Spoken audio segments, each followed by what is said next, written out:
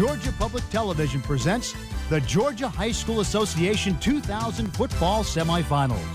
Funding for this program is provided in part by Georgia Natural Gas, Georgia's Touchstone Energy Cooperatives, IBEW Local 613, and by South Trust Bank.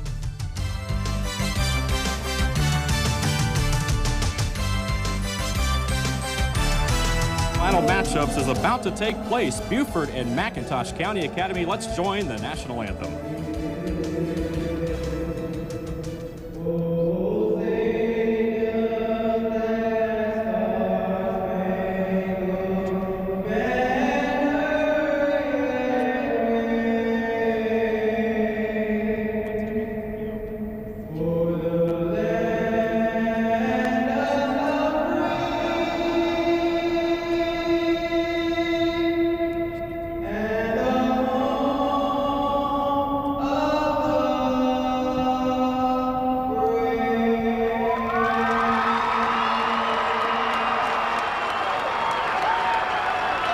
Great job on the national anthem. Hello, everyone, live from the Georgia Dome in Atlanta. I'm Dave Garner, along with former Georgia Tech Yellow Jacket and Buffalo Bill John Davis. And John, we officially kick off the first of 10 semifinal football matchups here in just a few moments. Class A, Buford and McIntosh County Academy going at it. Looks to be a great ball game. Dave, this is every boy's dream right here to be able to play in the Georgia Dome. I know it was when I was playing and growing up. This is going to be a great football game. They have worked hard all year long to get to this point, so we're looking forward to a great matchup. Buford Wolves and McIntosh County Academy Buccaneers, of course, in Friday's game today. And then, of course, tomorrow's semifinal, the Commerce Tigers and Lincoln County Red Devils in a rematch of last year's Saturday semifinal matchup. Let's go ahead and take a look at the Buford Wolves. When you talk about Buford, you talk about a football team that likes to throw the football a little bit, and they can certainly move the ball. They do. They run the ball about 60% of the time, throw the ball 40% of the time, and they've got a great receiver in PK Sam that they're going to get the ball to as fast as they can.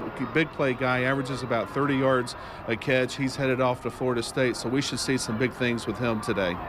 You're going to look at him, of course, the man, the big play man, PK Sam, a talented athlete. All eyes will be focused on number 4 today when Buford has the football. Early in the week, we caught up with Coach Dexter Wood of the Buford Wolves to talk about preparation for today's semifinal matchup against the Buccaneers.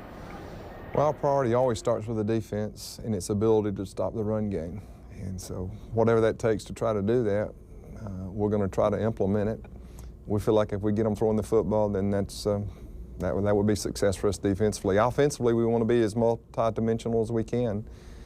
We obviously love to run the football, but we think we have a fine quarterback and some good receivers, and as was dictated last week by Miller County, we'll throw it when we need to. So we feel like we'll be balanced. Now, meanwhile, McIntosh County Academy, the Buccaneers, they like to run the football, and they have certainly done a great job of that this year. An excellent football team. You know, as an old offensive lineman, you know, you take pride in the running game. You can see right there over almost 3,700 yards rushing.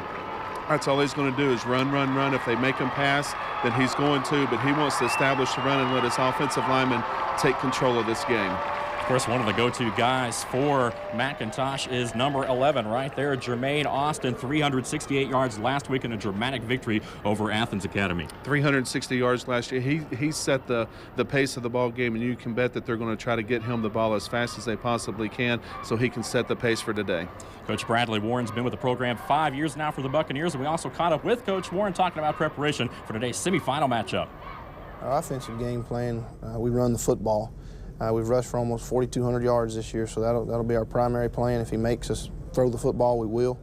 On defense, we're going to try to get 11 hats on the ball and cover up his little receiver that's signed from Florida State. There you have it. The first of 2 state semifinal matchups just moments away. We'll be right back with the kickoff right after this.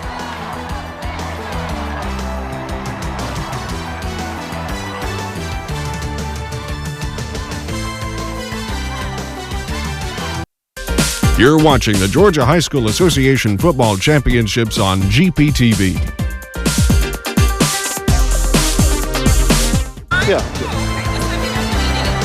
Hello, everyone. Welcome back to the Georgia Dome in Atlanta for the first of 10 semifinal matchups taking place this weekend. It's the Class A game between Buford and McIntosh County Academy. Just about ready to kick things off. They're going to look at number 11, Jermaine Austin, who stands back deep from McIntosh. They won the toss and will receive the football. Kicking will be number 2, Elliot Brayboy, for the Buford Wolves. Buford 12-1 overall, the number 2 seed out of Region 8. Their only blemish coming in the final week of the regular season against rival Commerce, who we will see in tomorrow's game. One little blemish on their record, you're right, but excited to be here and ready for a great game. And we are underway. A high kick. It comes down around the 7. It'll be handled by Will Jones inside the 10 across the 15, but he is hit and dropped across the 20 at about the 21. And the Buccaneers will take over first down and 10. McIntosh County Academy, the number 2 seed out of Region 3. Of course, Bradley Warren, the head coach. They're going to look at the backfield. Gilbert, Edwards, Austin, Brown, and Lewis. Very talented. And the offensive line, that's a good one. Perry, Caldwell, Cusinano, Jones, Underwood, and McIntosh. First down and 10 for the Bucks. Ball just across the 21. Buford with 5-6 guys in the box.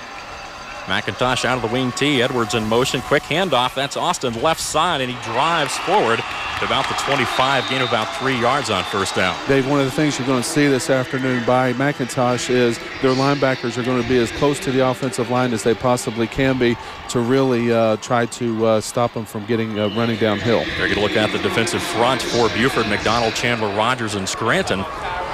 And they're going to look at the linebackers in secondary. Brayboy, Carbine, Stewart, PK, Sam, Brooks, Aiken, and Brown, the linebacking core. Very quick defense. Buford has only given up 30 points in 3 playoff games. 2nd and 7. This time Gilbert on the carry is hit and dropped. He may have lost half yard that time. Nice pursuit by the Wolves on defense. Brian Carbine did a good job of stringing that play out right there to allow his defensive backs and corner to come up and make the play. Puts him in a 3rd and long situation, which is exactly what McIntosh wants to do. You'll see right here on the replay, you can just see him stringing it out. Does a good job breaking the block and getting off of it and allowing the DBs to come up and make the play. Nice job there by Wes Brooks and PK Sam to combine for the stop. So 3rd down and long. Daniel Gilbert, the quarterback, number 10, 6'6", 200 pounds for McIntosh. He's quite an athlete. 3 touchdown passes this year. Like we said, they don't throw the football that much. 3rd down and a long 7. Toss sweep. Austin left side cuts up and across the 30 to about the 31. He's going to be close to a first down, but I believe he's going to be just a little bit shy. And you can tell McIntosh is really going to try to set the tempo, as we said earlier. They're just going to run the ball, and they're not going to throw unless they really have to. Buford does a good job right here stopping them short of the first down. Stewart and Brown combining on the stop for the Wolves.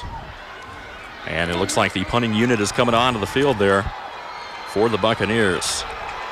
4th down and short, and of course this early in the game, this deep in your own territory, probably a smart thing to do to get rid of that ball. Yeah, it is, and this is one of the important parts of every game is the special teams, and they need to do a good job protecting and get a good punt off. Will Jones will boot it away for the Buccaneers. Good rush by Buford. Nearly got it. PK Sam will field it at the 37. He is hit and dropped inside the 35. Great coverage by McIntosh. Great job getting down the field. Almost got it blocked.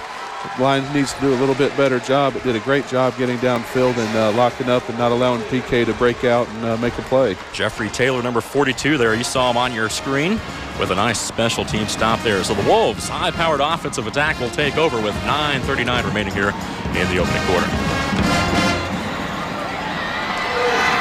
Quarterback Travis Payne, a senior, 6'1", 170 pounds. I formation for Buford with twins left.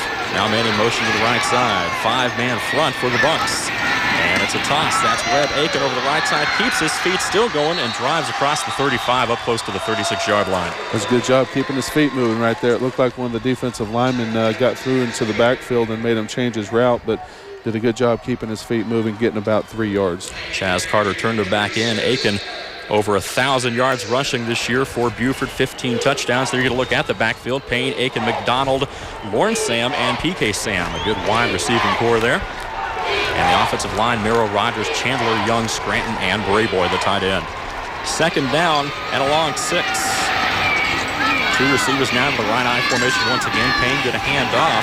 That's McDonald, the fullback, but not a lot of room there over the left side. Nice job by the Bucks up front. McIntosh did a good job of establishing the line of scrimmage right there and not allowing Buford to open up the holes for Buford. Does a good job. We're going to look at the McIntosh County Academy defense. Carter, Lewis, Hobbs, McIntosh, and Colson up front. And in the secondary, the linebackers, Howard, Jones, Taylor, Edwards, Armstrong, and Jordan. Javon Howard, number 30, a pretty good-looking athlete there. We'll have to watch out for him. He's one of the leading tacklers for the Bucs on defense. 3rd and 5 for the Wolves. This time they shifted I formation. And Payne is going to keep it, but going nowhere. What a tackle that time by Ladarius Lewis, number 36. Nice stop. It'll bring up 4th down. Ladarius has done a great job on the defensive line this year. 80 tackles, 3 sacks. He's got 11 tackles for tackles for a loss. He just does a good job right here, falling off his block and tackling or wrapping up and not allowing them to break through that hole. PK Sam will beat it away from Buford. Charles Edwards back deep, but a low punt actually goes up and doesn't really go anywhere at all. A short punt that time. Probably about a 15-yard punt, 16, 17-yard punt possibly. Great field position for McIntosh now as they get the ball back. No harm done these first series for each team, Dave. You know, they're coming into the Dome. This is the first time either one of these teams have been in here, and it takes them a while to get acclimated to the atmosphere. Quickly, let's send it down to our sideline man, Mr. Brian Salmon. Thanks, guys. I just wanted to let you know that McIntosh Academy, they've got somebody. They hired Preacher Brown over here. So if the fans can't give them what they need, they're going to have to go to Preacher Brown to give them something from upstairs, back up the stairs to you guys. Preacher Brown in the house today. That last play, a 4-yard carry that time for the Buccaneers. Brayboy, Stewart, and Brooks combining for the hit. Bring up 2nd down at about 5.5. Coach Warren's talking to his offensive line, just getting them to establish the offensive line, the line of scrimmage, to get underneath Buford's pads and see if they can get a good drive together. Twins right this time. Toss sweep. Austin back into the middle. Gets across midfield to the Buford 48. Gain of about 2.5 yards as Aaron Scranton came in there to make the stop. So to bring up 3rd down at about 3.5. One of the things that you're seeing Buford do right now is that they're really attacking the line of scrimmage, especially from the linebacker standpoint, and not allowing the guys Aiken and McDonald to be able to start running downhill. So they're doing a good job as far as letting them get their motor going. McIntosh offense 102 points to 46. They've outscored their opponents in 3 playoff games this year. They beat Clinch County twice in one season. That was certainly a highlight for the Bucs. Beat them in the 2nd round. 3rd and 4. Misdirection. Edwards left side. He's got room. 45 breaks through down to the 41 and a 1st down. Nice hard running that time by Edwards. Nice job by the offensive line right there. A little misdirection brings number 34 right there around the left-hand side to pick up the 1st down. Buford did a good job keeping them in 3rd down, but they like to have them in 3rd and long situations if they possibly can because their running game is so good. But you'll see right there the left guard kind of pulls around misdirection, does a good job of getting up through there and picking up the 1st down. Bucs driving, 1st and 10 from the Buford 41. Brown in motion, gives straight up the middle this time. That's Austin, busting for about 3 or 4 yards down to the 37. They're going to look at some fans decked out in Christmas attire just around the corner. Hope you got your shopping done there, John. No, that's always done the 24th.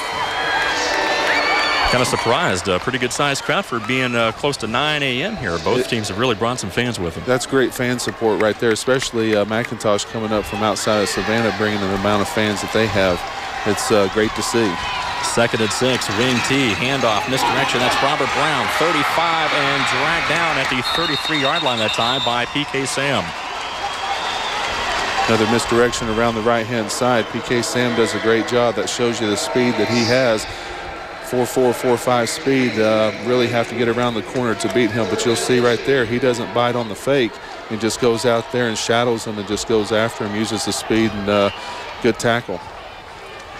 Buccaneers using a lot of misdirection here in the early going. Robert Brown, 6 touchdowns this year on the ground. He's got 1 receiving touchdown. They're going to look at his numbers. 3rd down and 1.5 yards. Handoff, Austin right side. He looks like he's got the 1st down, perhaps on forward momentum. Depends on the spot. Nice job by Buford, though, to push him backwards. That was number 9, Ryan Carbine, who wrapped him up. Buford sticking with their game plan right now, just trying to stack 8 people in the middle of the box right there to not allow them to get the yardage up front. If you're going to beat them outside, let them do that and let Buford speed try to come down and make the tackle. But it looks like he might have a first down. If not, obviously we know they'll go for it. They will bring out the chains. Take a look, 4:43 remaining in the opening quarter. No score. And it looks like it will be a first down for the Buccaneers. Coach Bradley Warren there for McIntosh. Played football 3 years at Tennessee Chattanooga.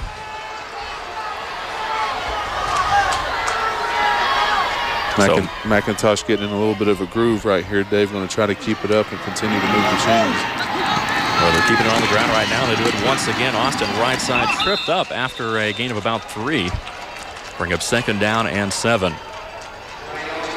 And that's really what they're looking for. They're looking to get 3, 4, 5 yards of carry. Just use the clock as much as they possibly can and get a touchdown, set the momentum for the rest of the game. And they've really come back after that first series, and it looks like they've settled down a little bit more than they did that first series and getting a good drive going. Coach Dexter Wood, University of Alabama alum, 3-year letterman as a wide receiver for the Crimson Tide. This time Gilbert on the keeper over the right side, dives across the 25 down to about the 23.5. It's going to bring up third down and about a yard or 2. Gilbert on the keeper that time. Daniel Gilbert, big, 6'6", 200 pounds. Got a GPA of 3.3. That's pretty impressive. A good all-around student athlete on the football field right there. Yeah, it is. And obviously you see he can run the ball and pass the ball, so when they do have to pass it. But that gives you another weapon in the backfield, and I think that's what makes them so successful. Time moving right along here in the first quarter, 3:25.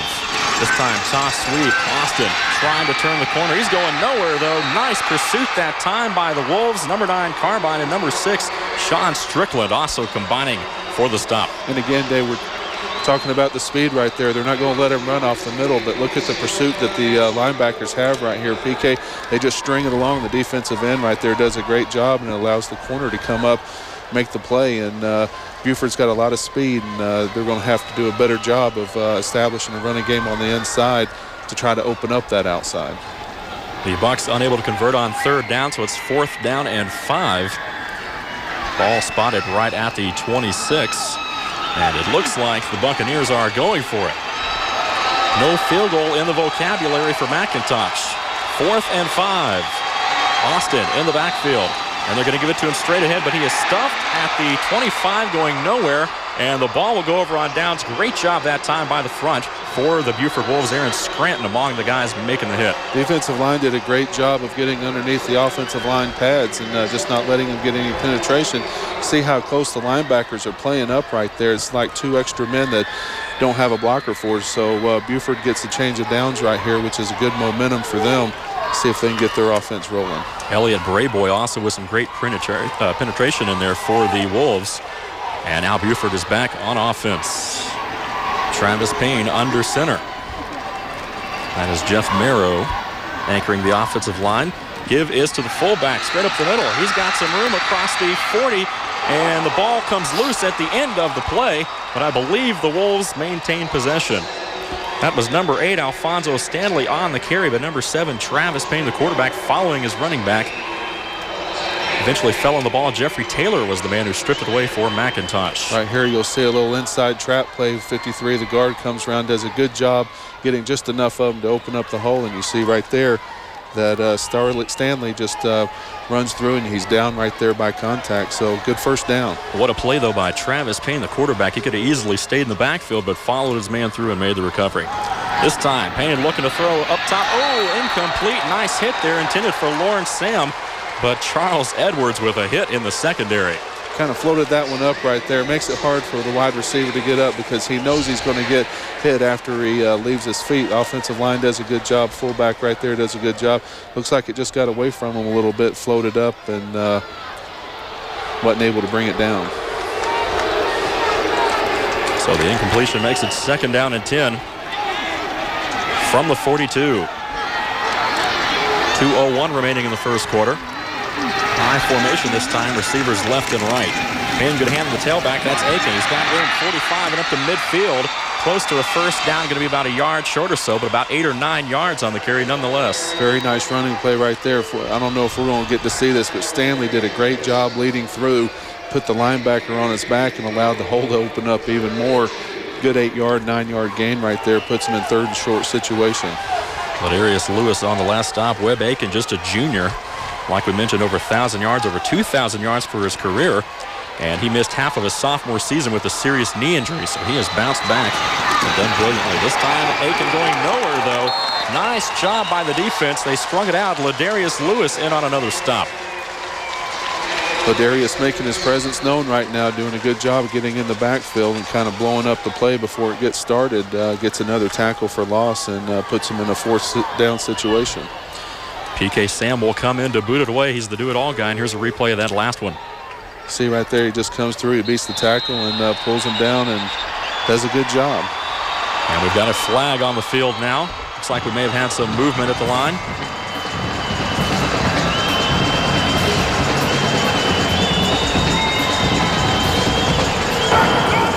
We have a dead ball, encroachment, defense, results in a first down.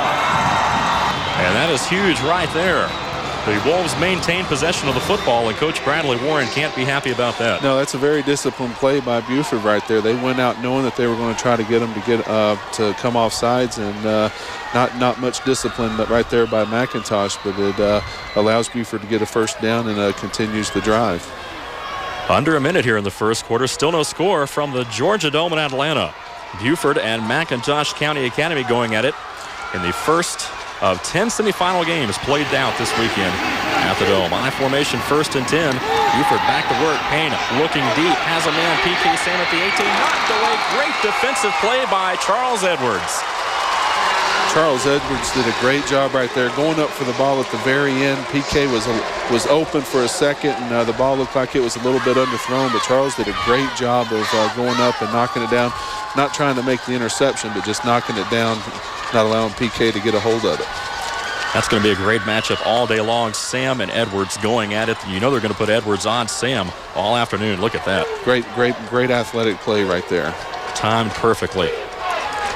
2nd and 10 from the McIntosh 47. Man in motion this time.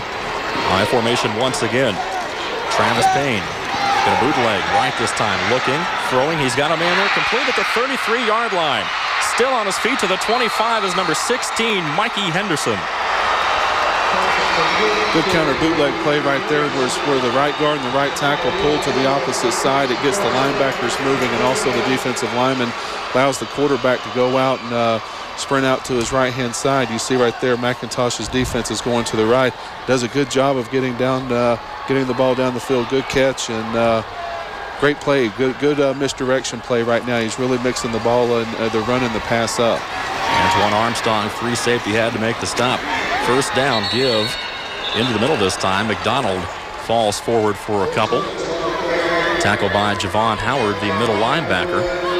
Howard with 110 tackles this year for the Buccaneers. And Dave, that's what happens when you can run and pass the ball. You're able to confuse the defenses a little bit, keep them off balance some as to, running the ball 95% of the time. There's really not much trickery in there. Well, that's it for the first quarter. No score from the Georgia Dome, but the Buford Wolves are driving. They're going to look at their faithful on the feet.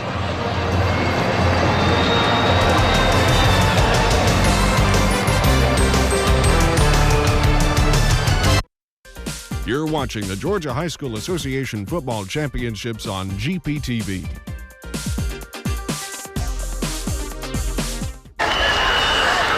Dave Garner along with John Davis live at the Georgia Dome in Atlanta for the first of 2 single-A semifinal football games. We open up quarter number 2, no score, but the Buford Wolves are on offense, and they are driving the football on the McIntosh County Academy 23. Travis Payne, the quarterback, I formation. They give us to Aiken, left side, across the 20, trying to turn the corner, 15, and drunk down at the 13-yard line into the secondary. Tackled by Richard Jordan, but a nice run by Aiken, close to another first down. Aiken does Aiken does a good job running up through the offensive line and then breaking it out. You'll see the offensive line get a double team and then a one-on-one block. Fullback does a great job right there. Allows them to bounce it out a little bit and go pick up the first down. So Buford with the football inside the Buccaneer 15, threatening for the first score of the ball game. They break the huddle with twins to the right. Once again in I formation, this time man in motion. That's Brayboy, the tight end, who comes set. And now we've got some whistles.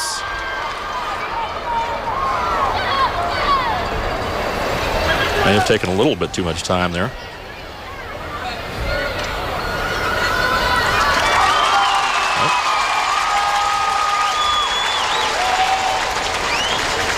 That'll back him up 5.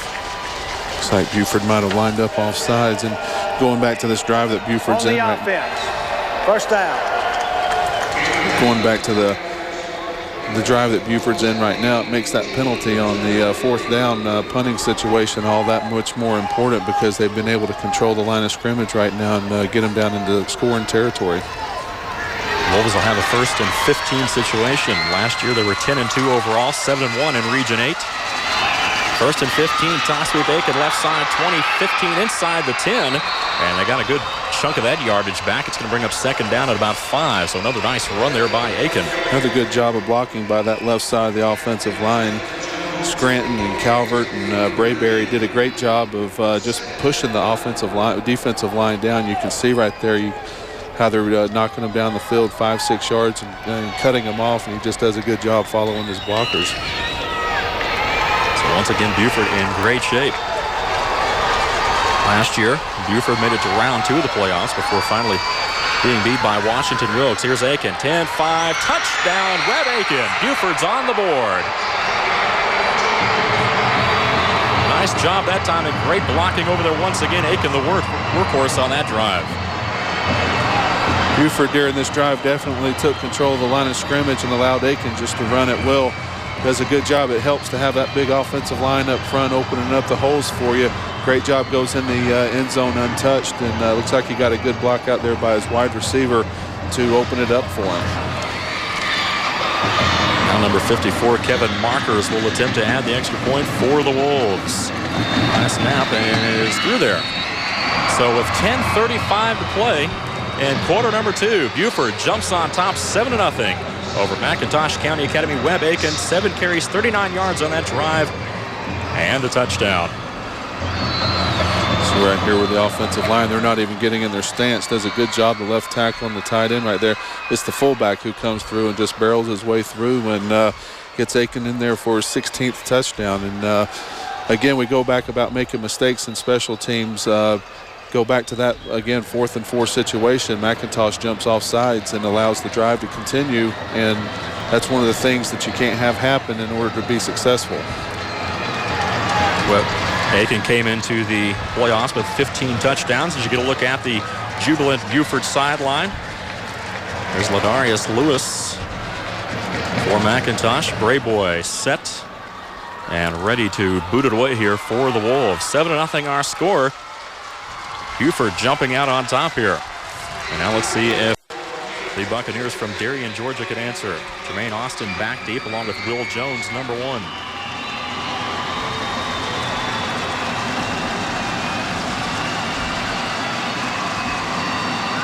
And they're going to boot it away. This kick a little bit deeper. Backs Austin up inside the 5. He's got the 15. Tries to cut back into the 20 and is driven down hard. Nice. By the Wolves.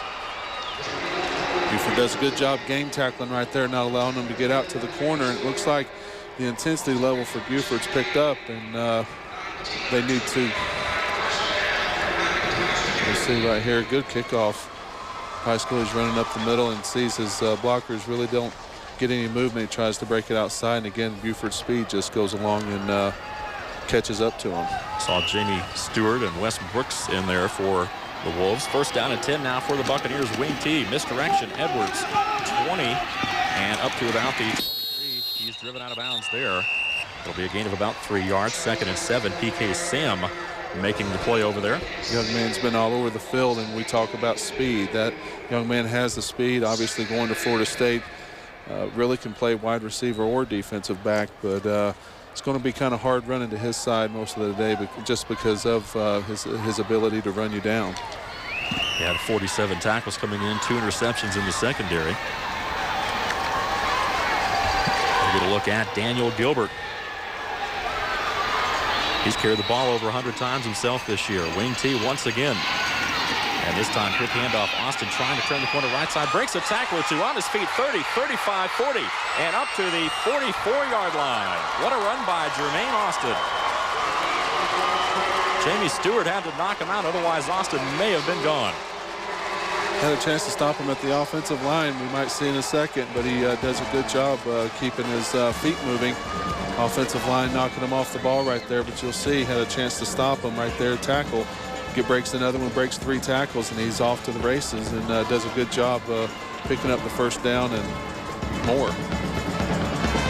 As we mentioned, Austin last week, 5 touchdowns and a dramatic victory over Athens Academy, which put the Buccaneers in this football game. 1st and 10 from the 44.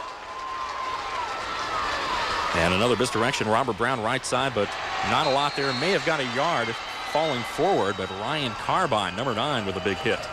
Buford's playing very disciplined defense. They're not falling for all this misdirection, and that's one thing you take your hat off for Coach Woods. He's got them playing discipline, got them playing their keys, and therefore they're not being tricked into over-pursuing, and does a good job sitting there just waiting for the play to come to them. Buccaneers will break the huddle. Haven't seen the Bucs throw it up too much today, but if Austin keeps running like he did a second ago, they won't have to. This time, Edwards in motion. Gilbert going to roll left, being pressured into the flat. Looks for Edwards, and incomplete. Trying to make a juggling catch over there. Ball thrown a little bit low. Had to adjust, but was unable to get a hand on it. It would have only been about a yard gain anyway. Looks like we got a flag over on the other side of the field. Penalty on McIntosh, so that's going to bring it back a little bit.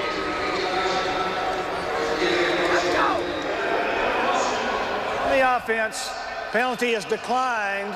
3rd down. Good call by Coach Wood, declining that, puts them in 3rd and long situation instead of giving them 2 extra plays to try to get the first down. So good strategy right there. Defense just needs to stay at home and, again, let the play come to them because they know they run a lot of misdirection. They just don't want to over-pursue. Coach Wood in his 6th season as head coach of the Buford Wolves. 3rd down and 9 after the penalty was declined by the Wolves. Big play here for the Buccaneers offense. Gilbert, right side. And he's going to be knocked out of bounds right at the 45 for no gain. 4th and long.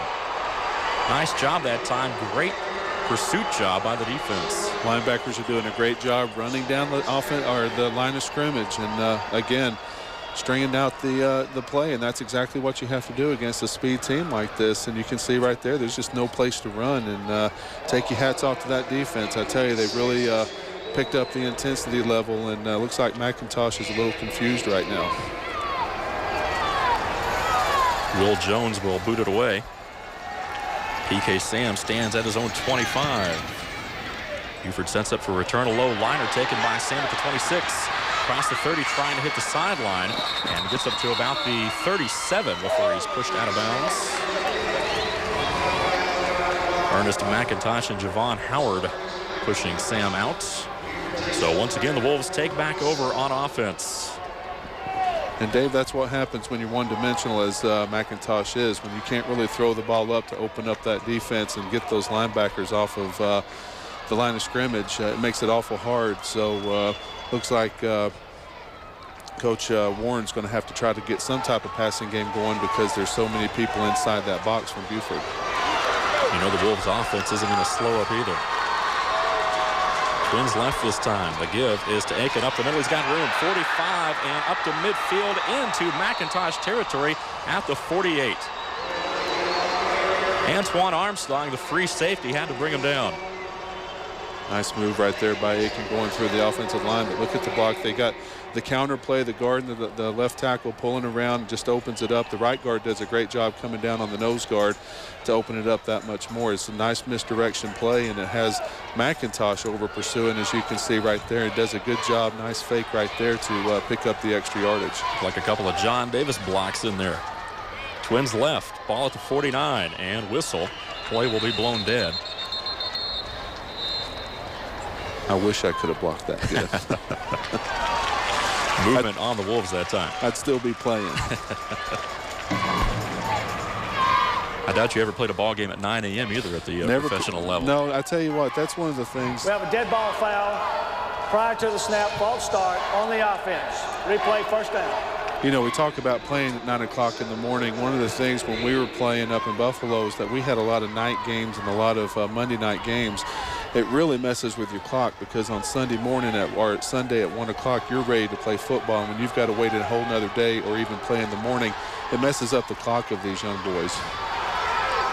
First down and 15 for the Wolves, back into their own territory now at the 47. Payne looking to throw, has a man there. Oh, in and out of the hands of Henderson. Made a nice catch a while ago, but couldn't hang on to that one. Nice throw right down the middle, opening it up between the right between the safeties, and you'll see right here does a good job following through. Got to catch it before you run with it. He hears the little footsteps right there, knowing that down the middle they got the strong safety and the free safety waiting on him. But catch that ball for another first down, he can have another big play.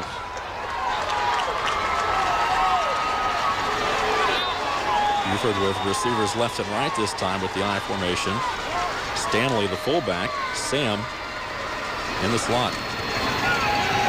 Payne looking to throw once again. Does so down the field. He's got Sam at the 42. On his feet, 35, and down to the 30-yard line goes PK Sam. Armstrong with the stop that time. It'll be a first down for the Wolves. Another great job of Payne with misdirection right here, pulling out to the left. You know PK Sam's going to become involved. Again, they're running the fake counter play right there. Does a good job of squaring up as much as he can, and PK does a good job catching it and getting up north and getting those yards after the catch. PK Sam, a defending state champ of the 110 and 300-meter hurdles. And if he gets an open, you better watch out. First down and 10, ball at the McIntosh 30. And this time the gives to Aiken into the middle, dives forward. Nice stop there, though, in the middle. That was number 36, Ladarius Lewis. That time wrapping up Aiken. You know, it's nice to have a player like PK on your team, but on the other team it's not nice, because sometimes you need two defenders to make sure you know where he's going, because he's always a threat, whether it's running the ball or catching the ball. So it makes it a little bit harder for defenses to defend on him. Take a look at the total yards. Buford 118, McIntosh County 65 here in the first half. This time Aiken left side, he's got it in 25, cuts it back in the middle, 20-15, and a first down once again. Nice hard running by Webb Aiken, who continues to get the job done on the ground today. Doing a great job following his offensive lineman and picking out his holes, and that's what happens when you can have an offensive line to push the defensive line back and downfield. You'll see right here, he pretty much can pick any hole that he wants to. The fullback tight end does a good job, and he just picking his hole, doing a good job putting his head down and picking up the extra yardage, protecting the ball, especially down here in the red zone territory. Will Jones helping out on that last tackle. We're going to look at the fullback, Joey McDonald, number 22, back into the game for the Wolves. High formation, Twins right this time. And the give is to McDonald, straight forward, 10, and he's got the 5-yard line and close to a first down. Jeffrey Taylor making the stop, but not before the Wolves continue to drive deep. I don't know if Coach Woods is the play caller or not right here, but he's doing a great job. Little inside trap play by the offensive line. They are really stepping up their game right there, but they really keep a McIntosh off balance and causing a lot of confusion with the bootlegs and the counter plays, the inside traps and the sweeps, and really mixing up his game plan very nicely. Dave Garner along with John Davis live at the Georgia Dome. Second and short for the Wolves on the McIntosh 5. Give McDonald right side, touchdown, Joey McDonald. And Buford's up 13-0 with 5:28 to play in the first half.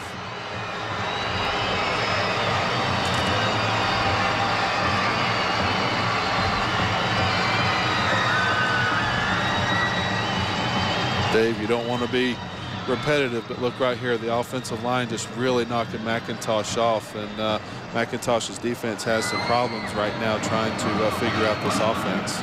Markers for the point after, and that one is no good. Wide to the right that time, so the score remains 13-0. But Buford well in control of this football game.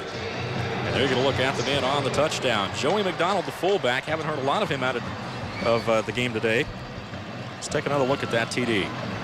See the offensive line trapping a little bit outside trapping play right there, and knocks the defensive lineman out and just opens the hole, and it makes it a whole lot easier when your running backs have the ability to pick holes instead of be forced to run through one hole that's opening up. So and this is, again, talking about McIntosh being one-dimensional and running the football. One of the things that they do not want to do is they don't want to get down too much too early, simply because running the ball, unless they can just break a lot of big runs, it's going to be hard for them to catch up. Coach Dexter Wood got to be feeling pretty good right now about his team. 13-0 over McIntosh County.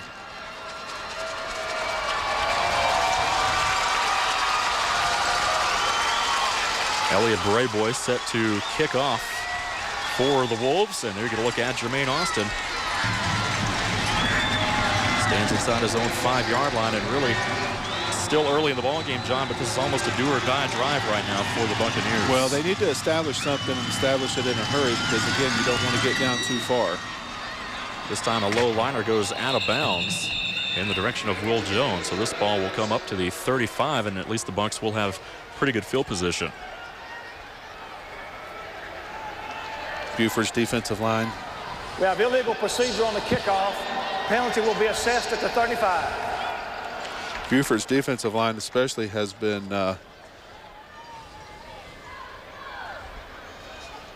Buford's defensive line's also taken control of the line of scrimmage as well. So need to continue to keep that up. And obviously you want to put McIntosh in a passing situation simply because they can't. And that would benefit your defense. Buford has sustained a couple of long drives, too, and that's kept the Buccaneers' defense on the field. They seem to have gotten worn out a little bit there towards the end of that drive, allowing Buford to run the football. Buccaneers back on offense. Quick give this time to Austin straight up the middle. May have gotten a yard or so, but as you can see, 8, 9 white shirts in there making the stop. Carbine, Scranton, all kind of folks in there. Tell you what, I like that Aaron Scranton, 221 tackles, number 76 for Buford, 8 sacks, too. For a defensive lineman, those numbers are very good. You're going to look at Coach Bradley Warren, who's trying to get his team going, and now he's going to signal for a timeout. So the Bucs want to talk things over here. Dave, they look a little bit confused right now. It's hard, Buford's inside guys inside the box in between the tight ends have really done a great job and just not allowed them to establish any type of running game. You can see right there he's not very happy.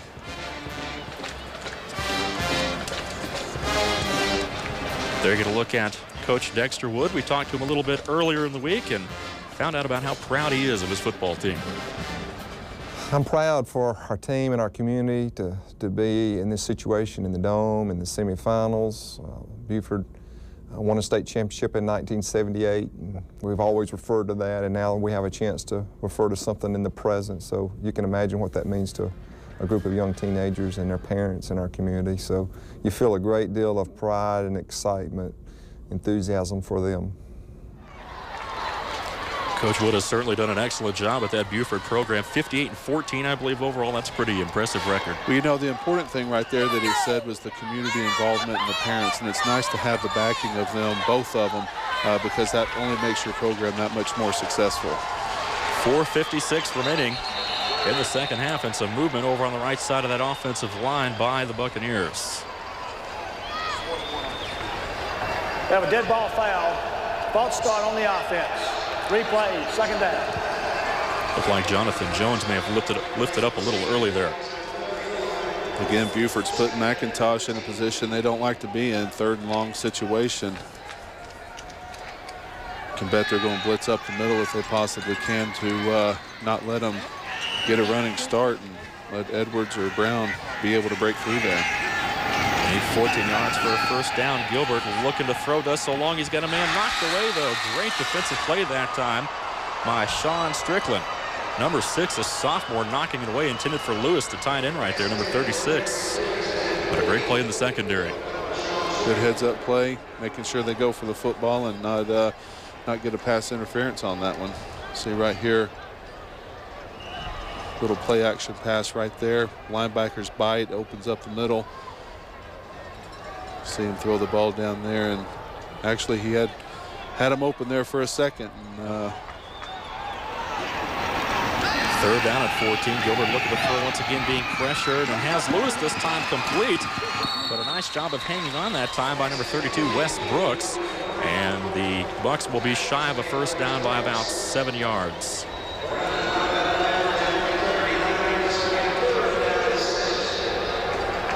Well, Dave, they've showed that they can throw the ball, so I imagine we're going to see that a little bit more as the game goes along. Not really been able to establish the run right now, so going to try to open it up as much as he can to see if he can spread out that defense a little bit. What you don't want to do is fall behind by 20 or so, and then you're going to be forced to throw the football as the second half gets there. Will Jones boots away a low liner. I believe it actually hits a player down there. PK Sam unable to return this one, and it goes dead at the 33. So Buford back on offense once again with 4:06 to play in the second quarter. Here's what's coming up a little bit later on today. You've got Charlton County, last year's single-A champ, who jumped up to double-A. They're taking on the Americas Panthers. And, of course, triple-A a little bit later on this afternoon around 3 p.m. Jackson Red Devils going up against the Fitzgerald Purple Hurricanes. And Shaw, Cairo a little bit later on. And, of course, tonight, the nightcap, the big 5A Quinn A matchup, Starsville Panthers, the Cinderella story this year, taking on the Harrison Hoyas. First and 10 for Buford, I formation from their own 33. And this time, a little reverse here to PK Sam, but he is in trouble. Reverses field, gets back in the middle, still on his feet. 35-40, 45 to midfield and more. Down to the Buccaneer 36. Unbelievable run that time by PK Sam. And now you know what we've been talking about. I tell you what, that boy's special. It's had a reverse going out to the left-hand side over there, far side of the field, and does a good job of, he sees that he's got trouble in the backfield. You see the offensive lineman pulling right there, got trouble waiting on him, but you know what? He never stops his feet moving, and that's what makes him so special. This young man's going to be a great athlete, going to be a great player for Florida State. And you just see following his blockers right there and doing a great job. Look like kind of like Peter Warwick on that one. I'm sure that's what Coach Bowden's hoping for too. First down and 10 from the 41. Buford driving once again. They throw short the flat. Lawrence complete this time at the 30 and take it down that time by number 2, Richard Jordan. Gain of about 5 yards for Buford on the quick hitter. You can just see the confidence in Buford right now, being able to just pretty much do anything they want to do. Offensive line does a good job. Quarterback here does a good job setting up and following through. Catches the ball, which is the most important thing, and protects it. Another Sam getting into the act here a little bit. Lawrence Sam, not quite as many catches as PK, but nonetheless still an important part of this offense. Second down and a short 5. Handoff, Aiken cuts back in the middle. He's going to have about 2 yards. That'll bring up third down and about 2. Hobbs and McIntosh combining on the stop there. There you can look at Ernest McIntosh. 35 tackles this year. He's also got 6 sacks. Been able to get back in the backfields and cause some problems, but Buford's kept them off balance and kept that defensive line on their heels, and it makes it a lot easier for the offense to operate when you know the defense don't have a chance to pin their ears back and cause problems in the backfield. Twins to the short side of the field. Toss sweep, Aiken left side driving towards that first down marker. It's going to depend on the spot. Third down, he needed about a full 2.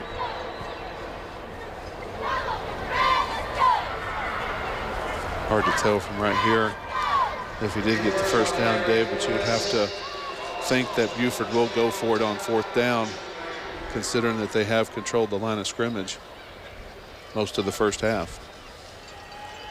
And in the process, they've kind of taken the wind out of the Buccaneers' defensive unit there a little bit.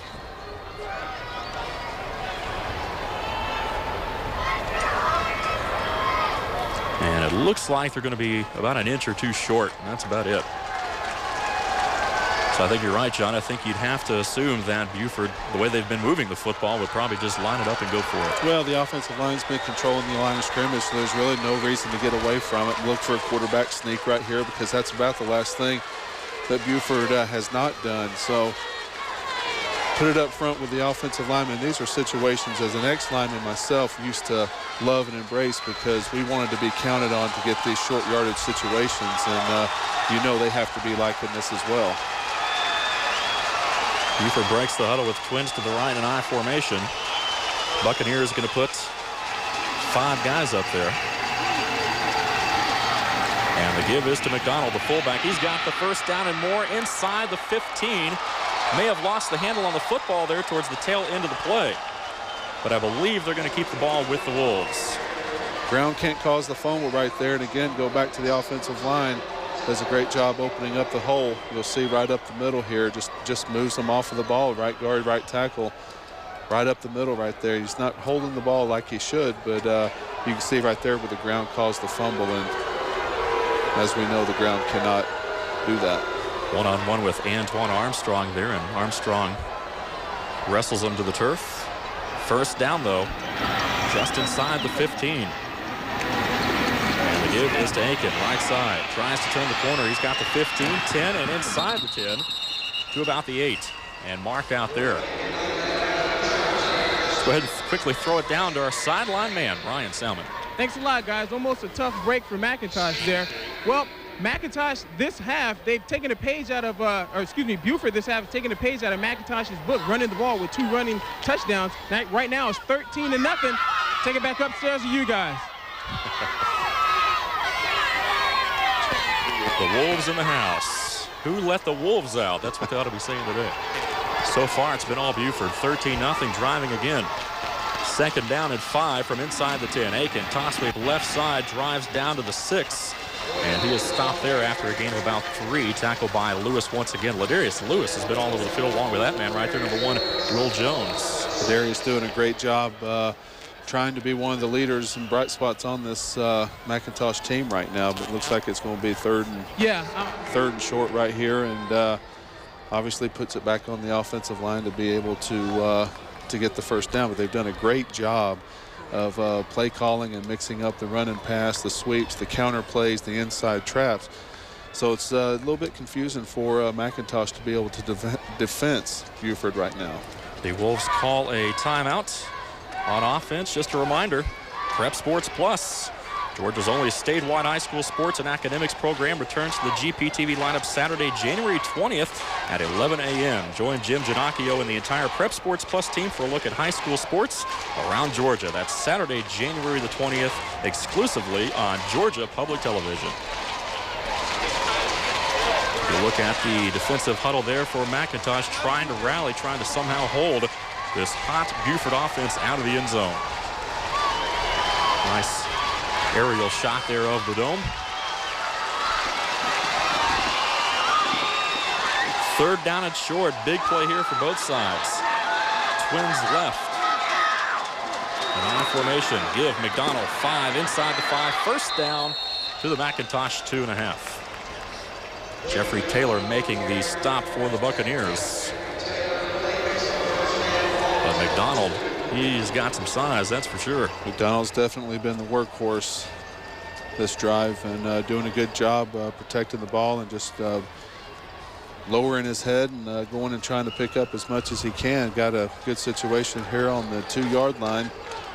Look for Aiken to maybe get it to pad his touchdown stats. He's had plenty this year and cap it off with a good game today. First and goal from the 3. Give McDonald left side driving towards the goal line, but McIntosh defense says not on this play. Ladarius Lewis making yet another stop. Time continues to wind down inside a minute now. See right here, McDonald going through. Ladarius just throws his blocker down, throws the tackle down, and does a good job locking up with him to allow his linebackers and the other defensive players to get there to help him tackle him. I think I might be running away from him. He's been all over the field tonight. Second and goal from a yard and a half away. I formation. Give McDonald once again right side into the end zone for the touchdown. Joey McDonald with his second TD of the morning, and Buford is up in a big way. 19-0.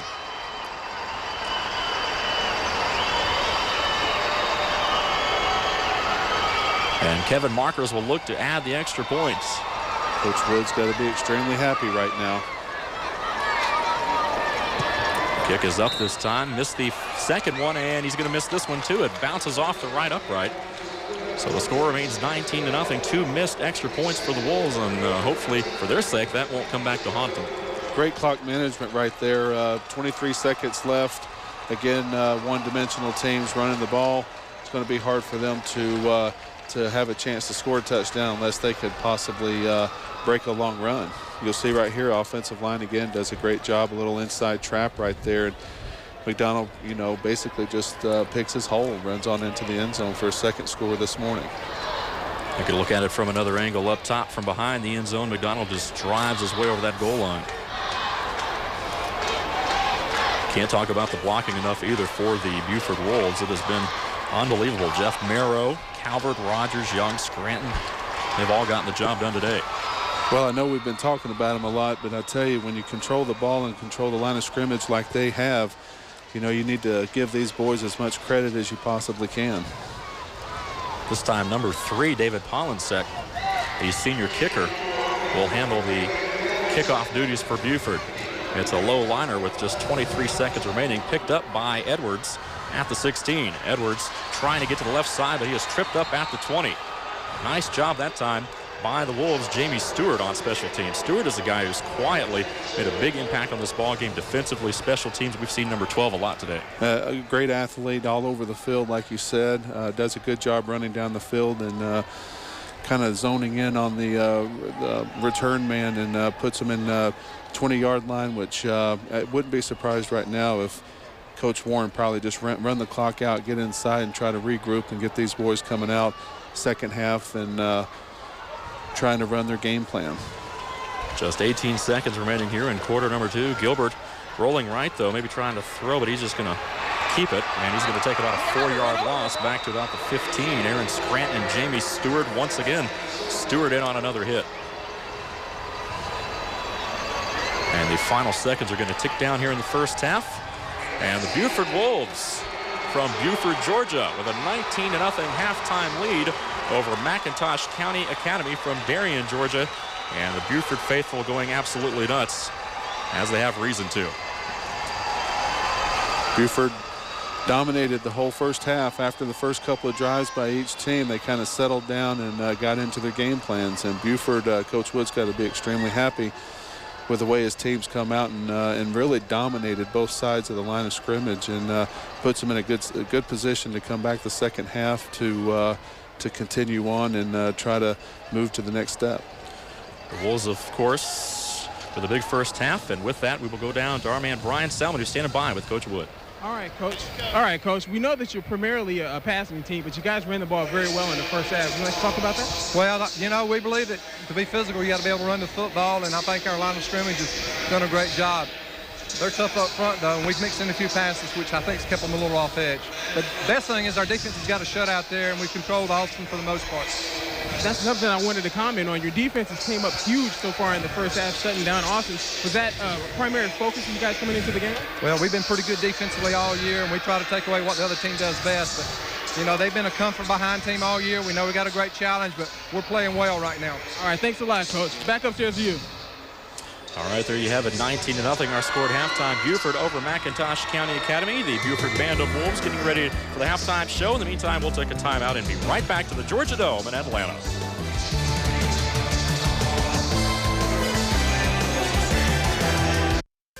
You're watching the Georgia High School Association Football Championships on GPTV.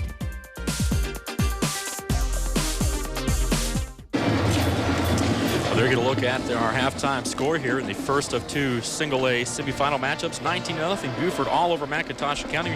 Right now, let's go ahead and throw it field side. The Band of Wolves marching band from Buford High School.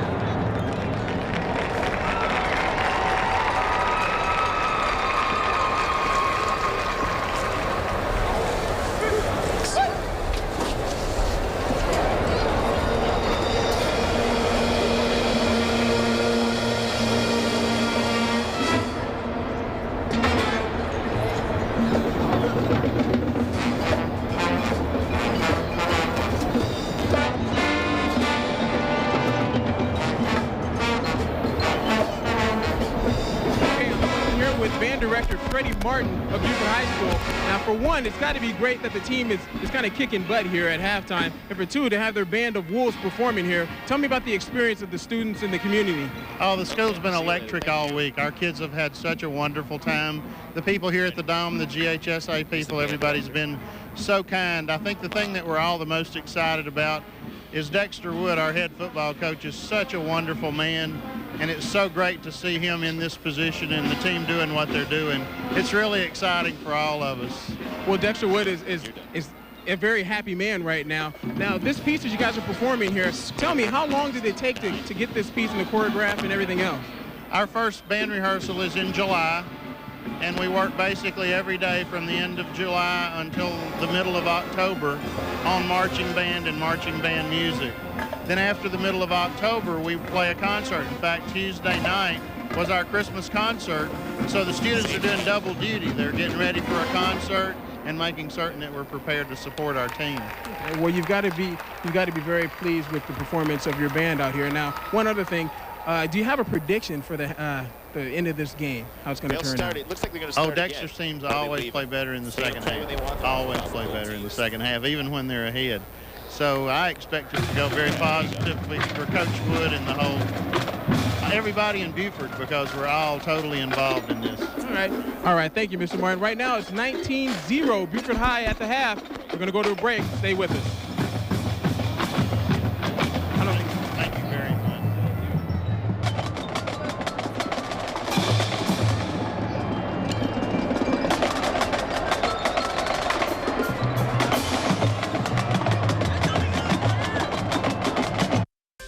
You're watching the Georgia High School Association Football Championships on GPTV.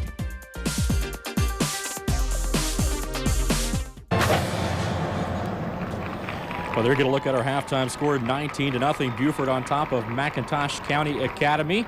Dave Garner along with John Davis bringing you all the action right here on Georgia Public Television. And John, that was a first half totally dominated by the Wolves of Buford High School. I tell you what, Buford came in with a great game plan. They've really mixed it up really well. They've threw the ball and run the ball, get that out, but they've really dominated the line of scrimmage, and that's one of the things that I know Coach Wood's really extremely happy about. And what they need to do is they need to concentrate and come back out in the second half with that same intensity. And if they can, they're going to go home with a win and play for the state next week. Meanwhile, McIntosh County Academy, flip side for these guys, they've struggled a little bit in the first half. They've got to get something going here, and probably early on in the third quarter. Well, and it's the complete opposite for them. Their offensive line really hasn't done a very good job, and they're not a passing team, and that hurts you. When you run the ball 95% of the time, as we've been talking about, it's hard to come back from a 3-touchdown lead. So, I don't know what he's doing in there right now to change the game plan, but if they don't try to get the ball up in the air a little bit more, it's not really going to matter. Well, right now, let's go ahead and check in with some more halftime festivities. Let's throw it down to the field.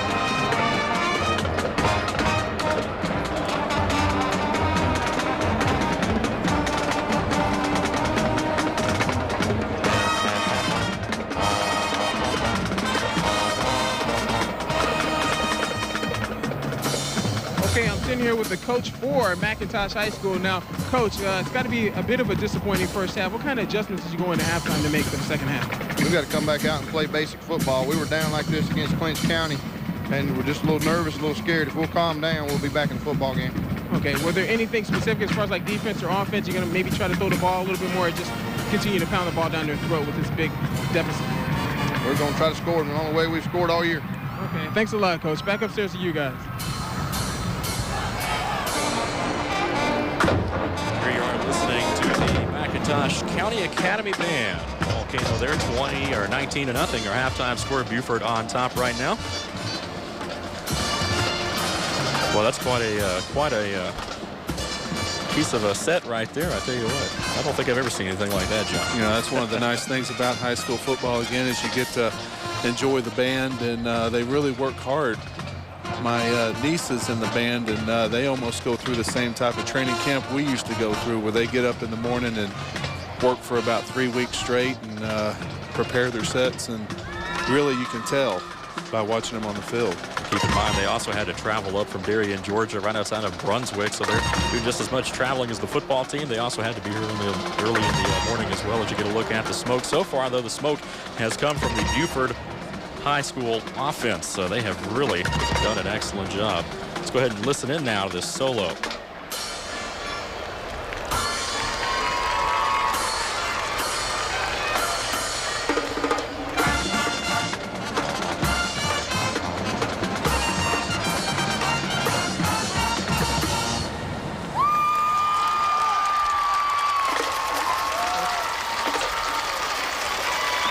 Great performance by the McIntosh Buccaneers. Now, right here, I have Todd Ebert, who is the band director for them. Could you tell me this piece that you guys just performed?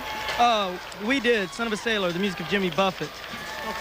Okay, now could you tell me, how did you guys come about choosing this performance that you took? Well, we live in a coastal community. All of my parents are shrimpers, and I've always loved Jimmy Buffett. The show just seemed to fit with our atmosphere in the community. Okay. I just like to say that was a great volcano action that you guys had there. And right now we're going to go ahead and go to a break, so I appreciate you talking to me, Todd Ebert. It's 19-0 at the half. Buford up on McIntosh High School. We'll be back after a moment. Go beat the dog! Get him on this one! Too hard, baby! You're watching the Georgia High School Association Football Championships on GPTV.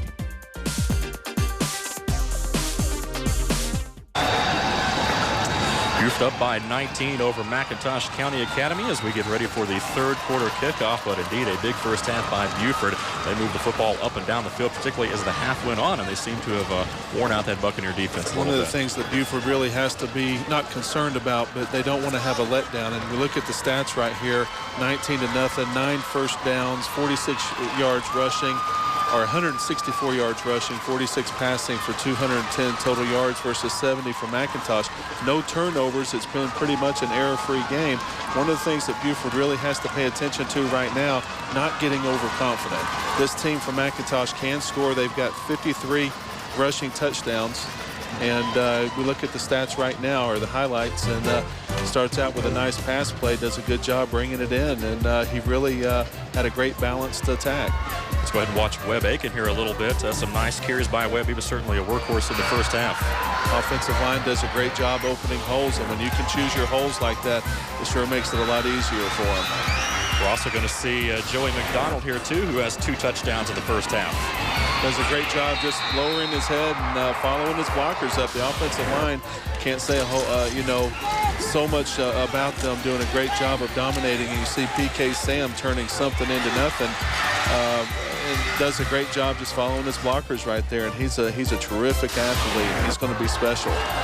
You're going to look at a second touchdown run by Joey McDonald, which put Buford up 19-0. Nice little run by Jermaine Austin here. Not a lot of highlights for McIntosh in the first half, but it's certainly a nice run there. Well, they've had 2 runs of over 25 yards, and that's really been their whole offense. So depending on what Coach Warren does said to him in the locker room, we might see a whole different ball game in the second half. Looks like Jermaine Austin, the go-to guy, will kick it away for McIntosh. PK Sam back deep for the Buford Wolves. Also, it looks like Webb Aiken standing back there with him. There you're going to look at PK standing at his own 10-yard line. We are set and ready to go here. The third quarter officially underway from the Georgia Dome in Atlanta. Taken at the 6 by Webb Aiken. Across the 20, finds a little seam and gets up to about the 23. And Buford will have the football on offense to start the second half. Very important right here for McIntosh to try to set the tempo on the defensive side, get the ball back as soon as they can. It's very important that when they do get the ball back, they really got to try to get in the end zone. One of the things you might also see is going after the ball and trying to cause some turnovers and get some big plays so the momentum can change back over to McIntosh's side. Robert Brown with the tackle on the kickoff for the Buccaneers. And Buford will take over here to start the third quarter. Travis Payne, the quarterback. And it looks like we've got a timeout called on the field here. An early timeout called by McIntosh. So a little confusion perhaps. They didn't like the set that they saw. Maybe didn't have the right folks in. Well, the problem there was I think they only have 9 players on the field. A couple of them come running onto the field. So you hate to lose a timeout, but it kind of shows me right now, Dave, that their mind's not in the ball game, and whether they're a little shell-shocked or what it might be, but hopefully they'll be able to get this thing turned around and play the type of football they're used to. Looks like there is a problem with the clock here in the stadium, so we will try to keep it as best we can here. Clock showing 11:54 as we get underway. Travis Payne on formation. They give us to McDonald straight up the middle on first down. He's going to have about a yard and a half maybe as he tries to get up close to the 24. And what you're going to see Buford just come back with the same game plan they did in the first half. They're going to run the counter plays where the left guard or the guards and the tackles pull opposite side and run a bootleg off of that, a variation. Inside traps, and you're going to see him pass the ball and try to get PK the ball. Big play receiver averaging about 30 yards, and they're going to try to get the ball in his hands when they have the right opportunity. Second down and about 9. And Sam throwing a quick hitter there, complete to the 37-yard line. That's number 19 for Buford. That would be Matt Palat, the senior, split in for Buford. He makes his first reception of the afternoon, and it's a first down for the Wolves. Nice quick pass right here, and good job bringing it in. You see a little play action and throws it right over the linebacker's head right there. Does a good job protecting the ball and picks up the first down.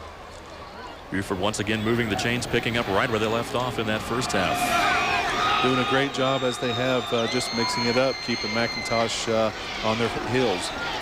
Twins left. Now Sam goes in motion to the right side with an eye. 5 in the box for McIntosh. Payne looking to throw. Does so out the flat. He's got a man. Oh, dropped that time. Intended for number 22, Joey McDonald, out of the backfield, but couldn't quite hang on to it. You know, Dave, you go back and we've talked so much about PK and his athletic ability. What you're seeing right now is that they're kind of using him as a decoy, trying to get a couple of guys to cover him, and that would open up the running back coming out of the backfield or a tight end or the other wide receiver. So doing a good job using PK in all ways, instead, not just throwing him the ball, but using him as a decoy as well. 10:46 showing here in the third, just underway. Second down and 10 for Buford. Twins right once again. That's Lewis in motion. Now Toski Aiken right side, tries to bust through there, still on his feet, but going nowhere. May have got a yard or so on forward progress, but a nice job that time by McIntosh. Good pursuit by the linebackers, going in there and filling up the hole and not allowing Aiken to get forward momentum right here. You can see they do. Linebacker comes through and just meets him right in the hole and stands him up so his other defensive guys can come around and try to get as many guys on him and try to, there's got to be a little pinching and gouging in there, trying to get that ball coughed up to create a turnover. Javon Howard making that last stop. Again, 110 tackles for Howard coming in. Third down and 9. Twins left. Payne looking to throw, being pressured, throws. He's got Sam. Oh, ball pops loose at the 48. Picked up by Charles Edwards. 45 and is tripped up at the 40. And finally down at the 38, but a big play, and that's what the Buccaneers needed right there. Exactly. We talked about it before. Caused the turnover, and PK did a good job bringing it in. It looks like the DBs from McIntosh did a good job of just going in and hitting on the ball right there and stripping it just like that.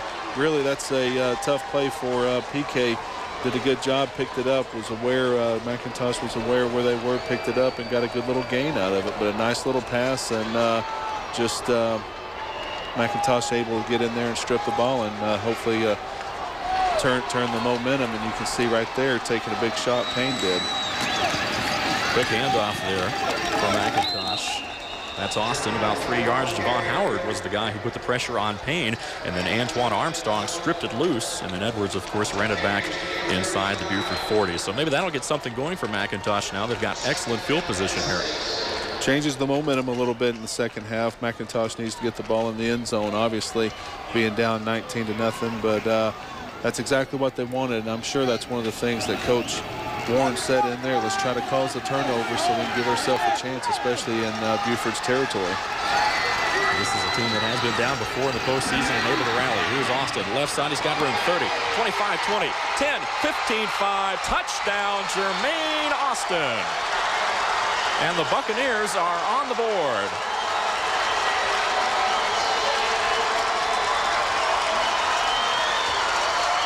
Great job of Jermaine getting outside on the corner right there. I saw PK come through and just couldn't quite take the right angle to pick him up. And again, Dave, 2 big plays in a row, and that gives McIntosh a little bit more confidence coming out in the second half. 35 yards on the run for Austin. He's on the board, and now Robert Brown will attempt the extra point. Straight on kicker. And this one's going to be shanked off to the right side. No good. So neither team able to hit the extra points today. And the score remains 19-6. Bud McIntosh with, if anything, a confidence booster on that drive. Well, 2 nice plays right there. The turnover and then turn around and get Austin the ball. But you'll see right here, pulling around, just coming off the ball, and tight end does a good job, and the running back right there does a good job, and it just allows Austin to turn upfield, and nobody was there. Pursuit was a step or 2 behind, and really didn't challenge Austin to get into the end zone, and great confidence booster for him. And what they need to do now is the defense just needs to go back out there and try to again to cause the turnovers. But on the other side, Buford just needs to settle down and continue to run their game plan as they did in the first half. And actually that drive, they were moving the ball pretty well that drive. So we'll see what happens coming up. And now Jermaine Austin will handle the kickoff duties right off the bench there, so not much of a breather for Mr. Austin. He will boot it away. Had 49 carries last week in that game against Athens Academy. And he will kick it away. Sam and Webb back inside the 10 for Buford. And a straight-on low liner this time is going to be handled by the upback. That's Lewis, who carries across the 35 up to about the 37. Jamie Stewart, rather, number 12. On the return. Other games coming up today, of course, the big AA matchup, the Charlton County Indians, last year's single-A champ, taking on the America's Panthers. AAA, Jackson and Fitzgerald going at it. That ought to be a good one there. And, of course, a little bit later on today, you've got the Quad-A and Quin-A matchups, if you will. Shaw out of Columbus taking on the Cairo Syrup Makers, and 5A Stars Mill Panthers taking on the Harrison Hoyas out of Kennesaw.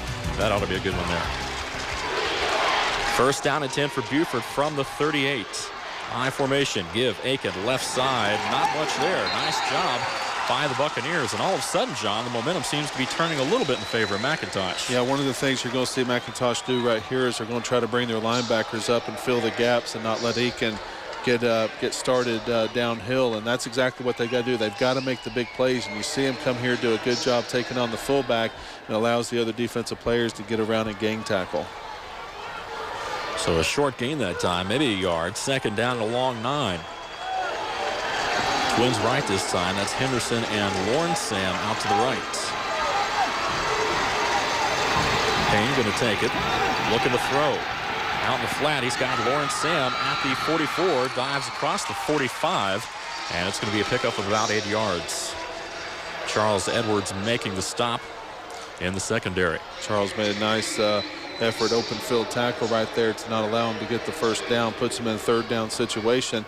I believe what you're going to see, McIntosh try to blitz and fill the gaps up so they can't get the yardage up the middle. But as you can see right here, does a good job wrapping up and not allowing them to get the first down and putting them in that third and short situation. That's Lauren's second catch of the afternoon. Third down and a long yard and a half. Brayboy to the right side. Stack that way, and the give is to Aiken. Right side, first down and more across midfield. 45-40. Still on his feet to the 35, and finally driven out. They're going to call him back at the 37, or I believe, or the 30, actually the 33-yard line. They're going to give him the 33, but a first down either way. Offensive line picked it up a little bit more right here. Opens the hole to tight end and tackle right there, taking the linebacker off the ball. Defensive end just does a good job keeping his head down and picking up the first down and protecting the football. You saw the highlights of the first half of Aiken. He was certainly on fire. And a big run there puts Buford deep into McIntosh territory. They're going to look at today 17 carries for 117 yards already and a touchdown. 1st and 10. Ball on for 33. High formation once again. Toss to Aiken. Left side cuts back into the middle. No gain this time though. Maybe a couple yards. Drives down close to the 31, but a nice job up front. Good pursuit on the backside by McIntosh, not allowing Aiken to cut the ball back and go down the middle of the field. Ladarius Lewis once again in on the stop. See right here, he doesn't have a hole and he tries to cut back, and right there Ladarius does a good job just going down the line and playing his keys and staying disciplined and waiting for him to come back, and does a good job taking him down. 2nd down and about 8. High formation once again, receivers left and right. This time draw, but going nowhere. Aiken caught in the backfield and dropped for a 5-yard loss. Mark Underwood, number 50, coming in there. Underwood and Ladarius did a good job of sniffing that one out right there. Does a good job beating his center and going back untouched. And Ladarius wasn't going to let him get out either. So good play right there by big number 50, Mark Underwood.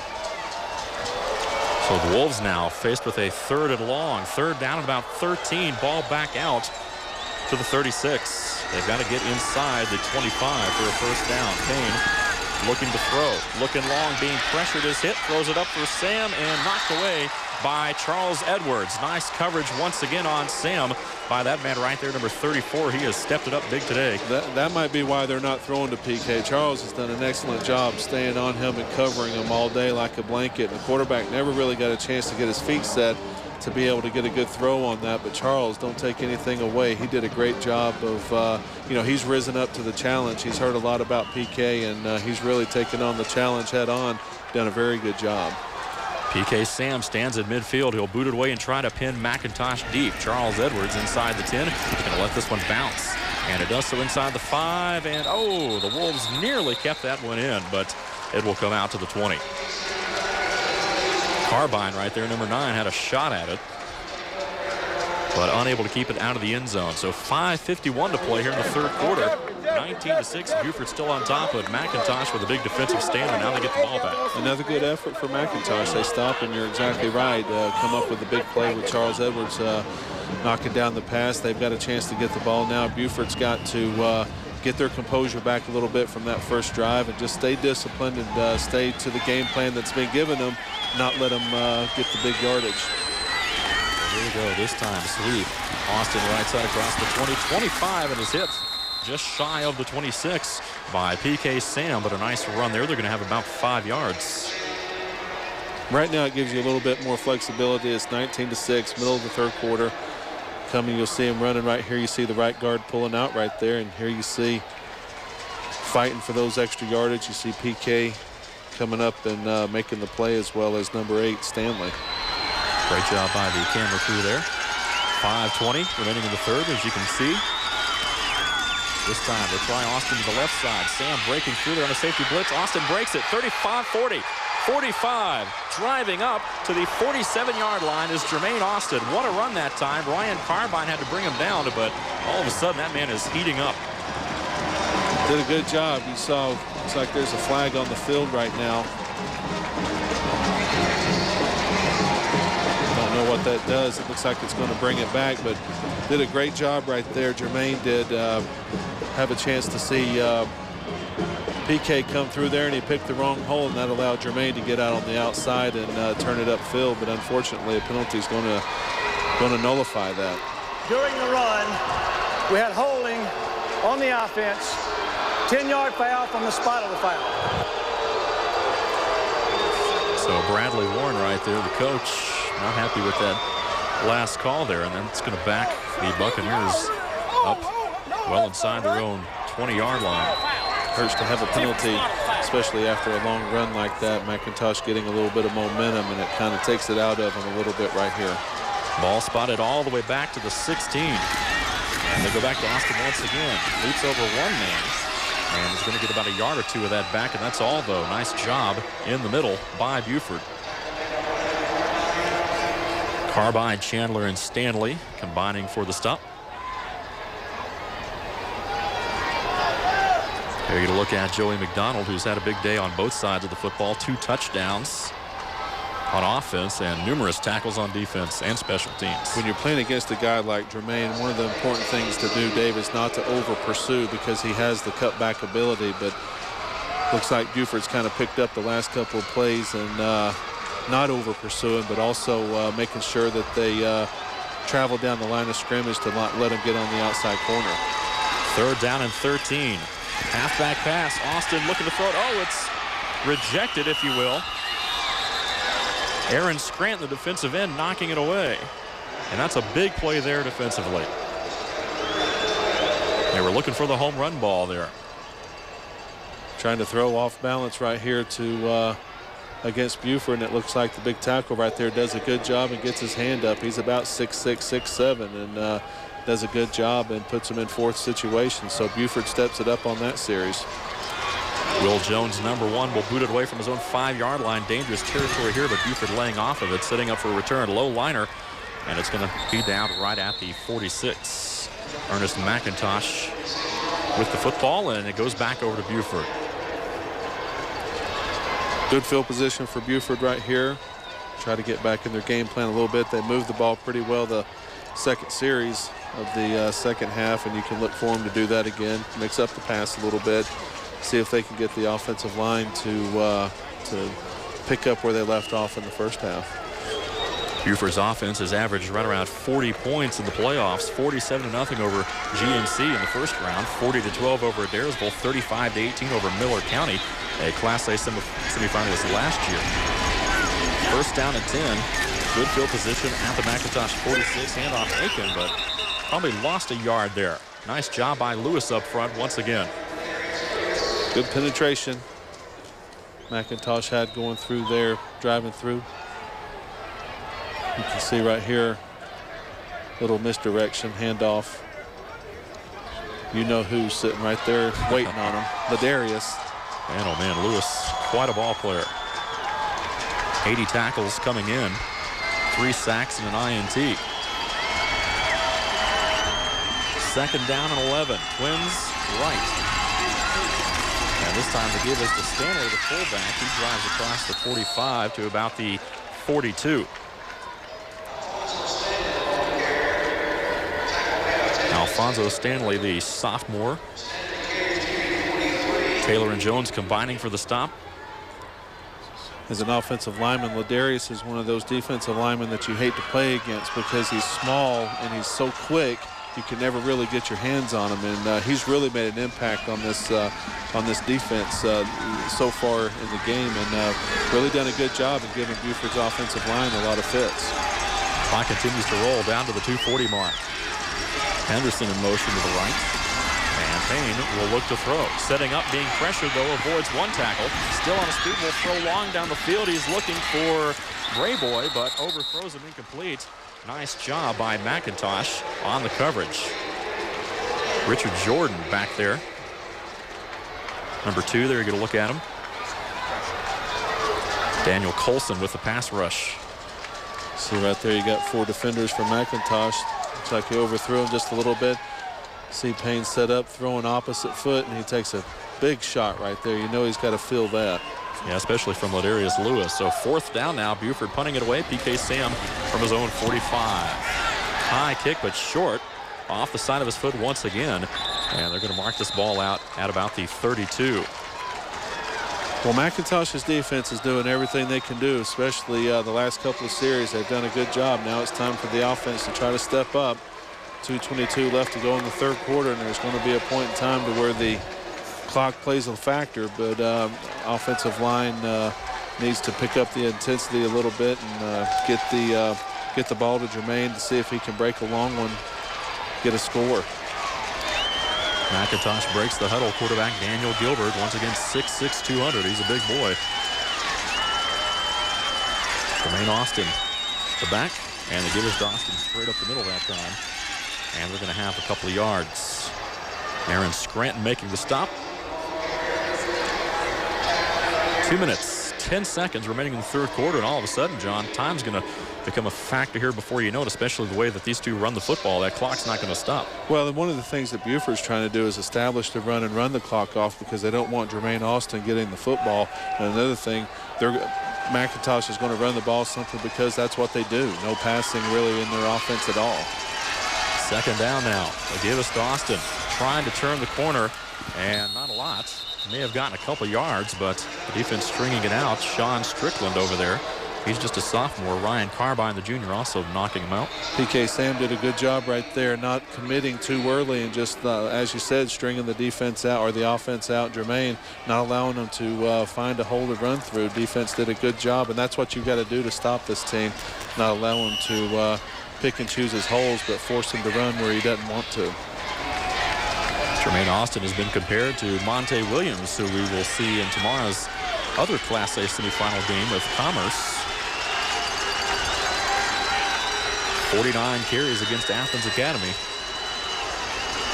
Robert Brown in motion on the left side this time. They're going to throw a quick hitter and looking for the tight end that time, McIntosh, but knocked down by the Wolves. That was Aaron Scranton who got another paw on it. He knocked down that halfback pass a while ago too. Helps to be 6'6" on the defensive line. He did a great job. He didn't bite for the run and did a good job getting those long arms up and blocking the pass, and that saved a possible first down simply because the tight end right there was open. It's one of those little pop passes that they throw. He's definitely been the leader with 121 tackles this year. Will Jones will boot it away on 4th down and 7. Buford bringing some folks, but Jones gets it out of there. A little bit better punt and a fair catch by Sam inside the 40. Let's throw it down to the sideline with Ryan Selman. All right, thanks, guys. I talked with Jeff Cornell, who is the chaplain of McIntosh, and he said that they gave a big pep talk at halftime for the team to kind of come back. They were down 2 weeks. They were down 2 weeks ago, 13-0 to Clayton County. So they're hoping they can come back and win the game like they did last week. All right, back upstairs to you guys. All right, thank you, Brian. Minute 35 to play here in the third quarter. And McIntosh will certainly have the work cut out for him, barring a turnover here. We're going to go in the fourth quarter that way, and the Bucks will certainly have to play catch up in a hurry.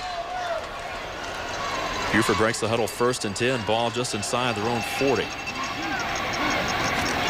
And the give is to Stanley. Once again, the fullback. He's got room across midfield and more stumbles. And finally, inside the 40 is caught from behind by Richard Jordan. But Stanley was a step or two away of taking it all the way. Great quick hitting play right up. Looks like his left guard and left tackle does a good job keeping his feet moving. See right here, the center and backside and the left guard and left tackle do a good job running upfield, running to greener pastures, and he does a great job keeping his feet there, breaking the tackle, and most importantly, holding on to the ball.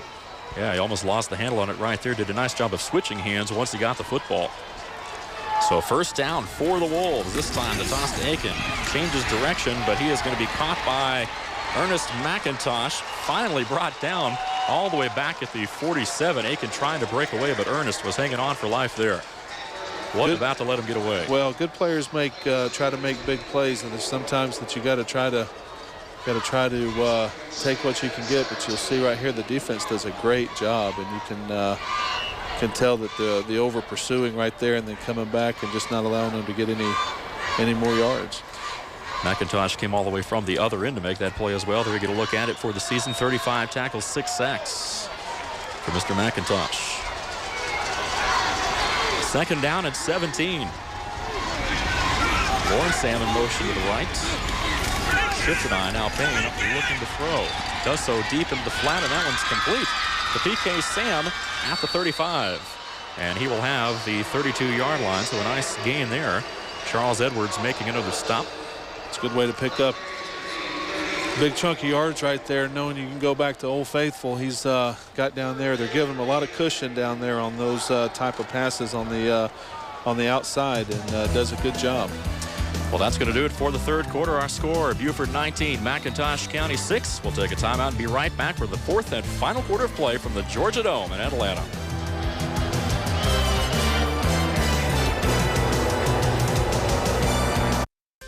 You're watching the Georgia High School Association Football Championships on GPTV.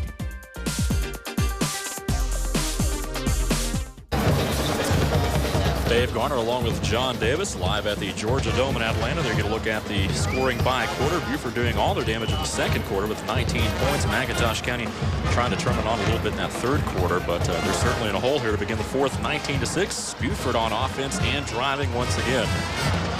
Ball on the 32. Travis Payne, the quarterback, under center. Henderson in motion to the left. And an eye. This time Payne looking to keep it. And roll inside the 25 down to about the 23 and a first down. Nice job there by Payne. Looked like they were going option that time. Jeffrey Taylor combining with Richard Jordan to make the hit. And again, this is something new that we haven't seen right here. Does a good job of faking the handoff and following his guard right out here. Haven't seen it all day, and picks up the first down. He's got that running capability, and that's exactly what they needed. Payne's only got right around 200 yards rushing on the year. He's carried the ball about 45 times. Got it done there, though. First down inside the 25. And Payne this time going to hand off to McDonald back over the middle. And he will finally be wrestled down by a couple of Buccaneers. Jeffrey Taylor in on the stop. Taylor with 102 tackles this year, a sack and 2 interceptions. And you're going to look at McDonald, who's had a big day. You know, it's got to be frustrating for McIntosh County simply because when they feel like they're doing a good job stopping Buford, Coach Wood comes back up with a different running game or running play and kind of confuses them a little bit and makes it that much more tougher to defend. Second down, a long 8. Twins left this time. And Payne will pitch it out there to Aiken. Trying to turn the corner, bounces off of one tackle, still on his feet to the 10, and inside the 10 to about the 8. What a run that time by Aiken once again. Jeffrey Taylor tripped him up. That's just good hard running right there by Aiken. Does a good job. You'll see just following his fullback out there. You see a DB that commits, and his fullback does a good job just paving the way. The wide receiver right there does a good job blocking downfield and keeps his legs moving. And he's been the workhorse today and doing a good job of making some smart decisions on where he's running. He was about a tackle away from getting into the end zone. First down and goal for the Buford Wolves. Ball spotted on the 8 on the formation. And a give. McDonald right side picking his hole inside the 5 down to the 3.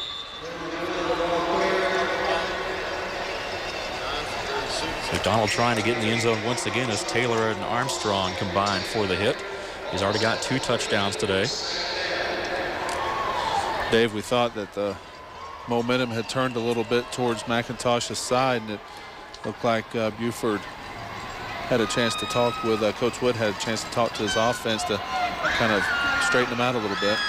They're going to look at McDonald's numbers. 9 carries, 36 yards. Here we go. Second and goal. Aiken right side bounces off one tackle, dives to the goal line, loses the handle on the football. I believe the Wolves got it back, but we'll wait and see.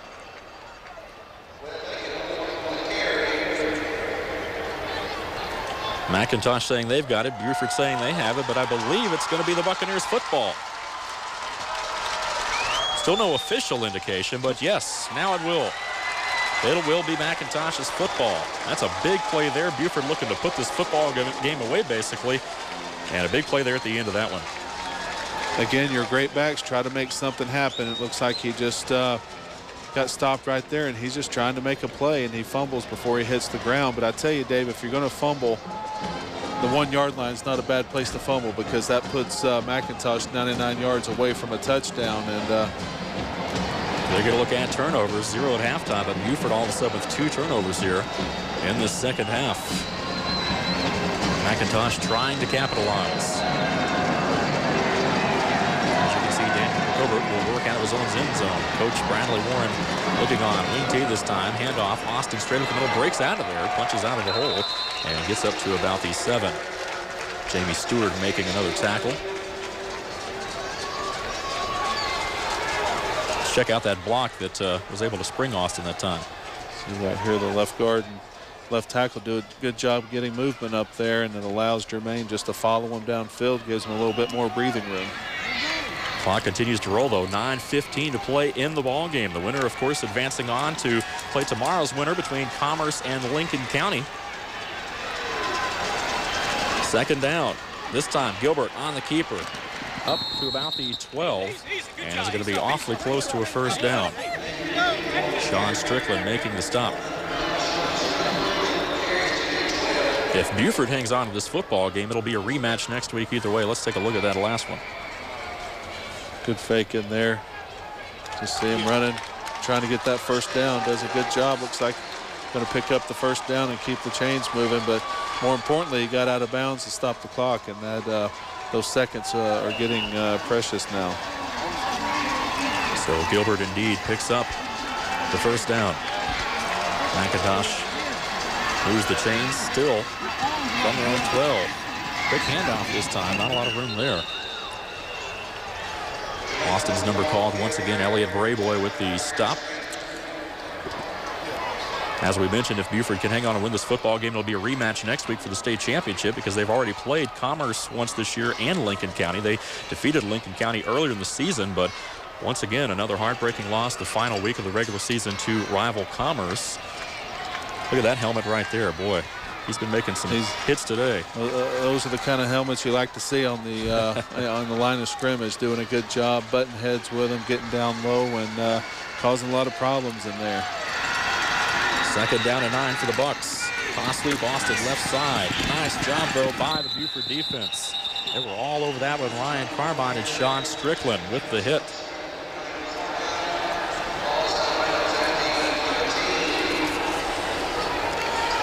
Again, you see right there the linebackers coming through, but you see the good pursuit. They're just stringing out the play to allow the defenders to get up there and make the play, and they've really done a good job with that throughout the whole game, except for one of the series in the second or the third quarter where Germain scored. But the overall Buford's defense has played really well. They've played real sound, disciplined football.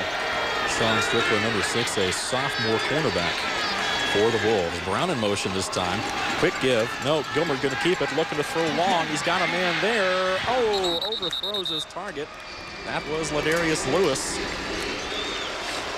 Couldn't quite handle that one, though. He was paired up with number 6 for Buford, Strickland. Dave, when you're a passing or an all-running football team, one of the things that's hard to try to accomplish is your downfield passing game. It's because you don't work on it that much. It surprises me a little bit that Coach Warren wouldn't just try to throw some balls to the tight ends or maybe the running backs out of the backfield. So now on 4th down and 9, McIntosh looking to punt it away. That's Will Jones once again. PK Sand at his heels on 43. Another liner. This one may be returnable. Oh, Sam's going to let it go as it takes a bounce. And a nice bounce at that. Touched at about the 43. So Buford will get the football back with 7:54 to play. Good decision for PK not to touch that ball. It was coming in there kind of hot, and you don't know how it's going to bounce on that turf. But Buford gets the ball in great field position, and you're going to see him try to establish their running game again, try to get this clock ticking down to wrap this thing up for him. Buford is a team that's been ranked number 1 most of the season. In fact, number 1 all the way up until that loss to Commerce. They dropped down to number 4, and they're trying to prove here today that they are indeed the number 1 team in the state of Georgia in Class A.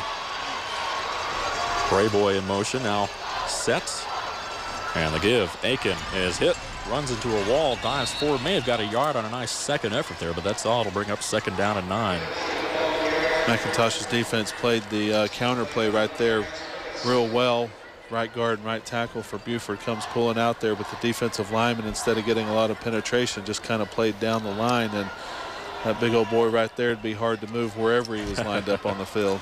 That's Mark Underwood, number 50. Certainly got some size to him. He's healthy. Simple right now for the Buccaneers. They got to come up with a stop here on defense and in a hurry. Kane under center. Wings right this time. 2nd and 9. Give Aiken once again left side. He's got room. Pushing towards midfield. Breaks one tackle. Still on his feet to the midfield stripe. And they may give him the 49 over there. Ladarius Lewis with another stop at Aiken. Hanging on to the football this time. Yeah, nice he's covering it with 2 hands. And I tell you what, Stanley, number 8, put a crushing block. We'll see right here in the replay, but you see him come through there, the linebacker blitzing, and he just lights him up, and it allows Aiken to be able to get around the corner and pick up some extra yardage.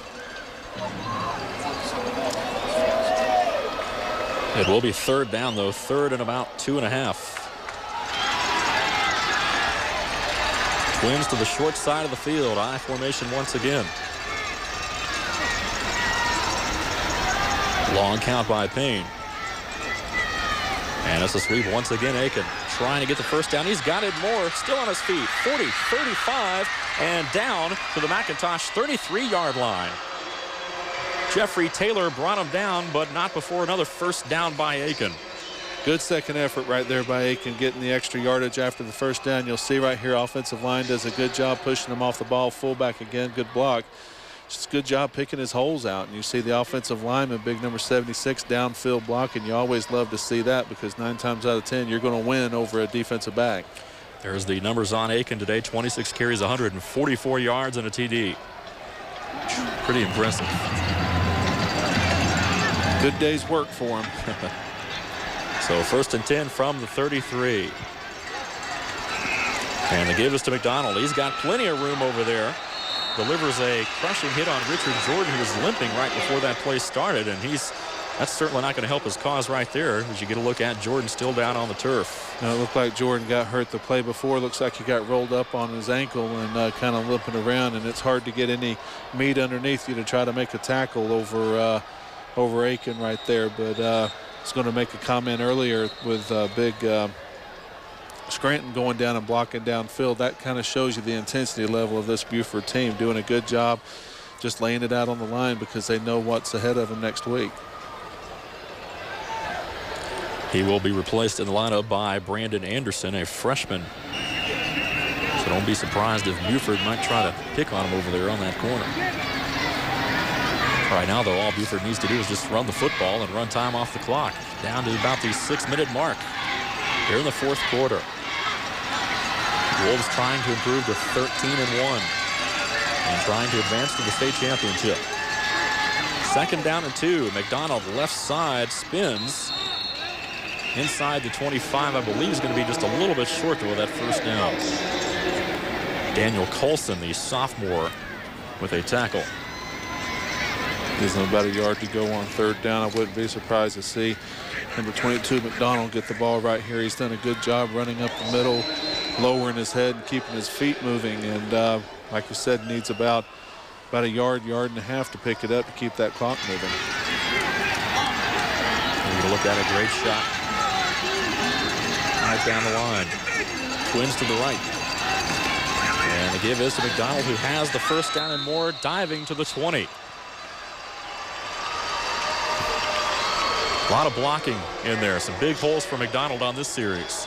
Offensive line again doing a great job. A little quick trap right there, and he just follows his guard. Big number 53 right there going through, protecting the ball, making sure he doesn't fumble, moves the chains. More importantly, keeps the clock moving. Javon Howard, the middle linebacker, making the stop. Brad Aiken out of the lineup.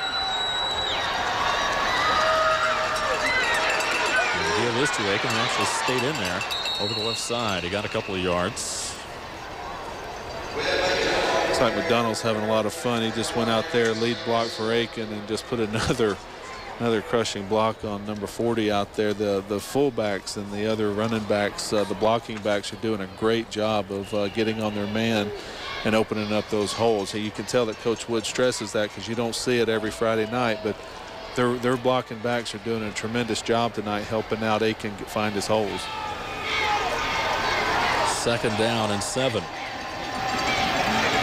PK in motion this time to the left. And Payne on the option, going to keep this one. And may have a yard or so, if that. It's going to bring up third down. Lewis and Howard combining for the stop. They're going to look at Javon Howard, number 30.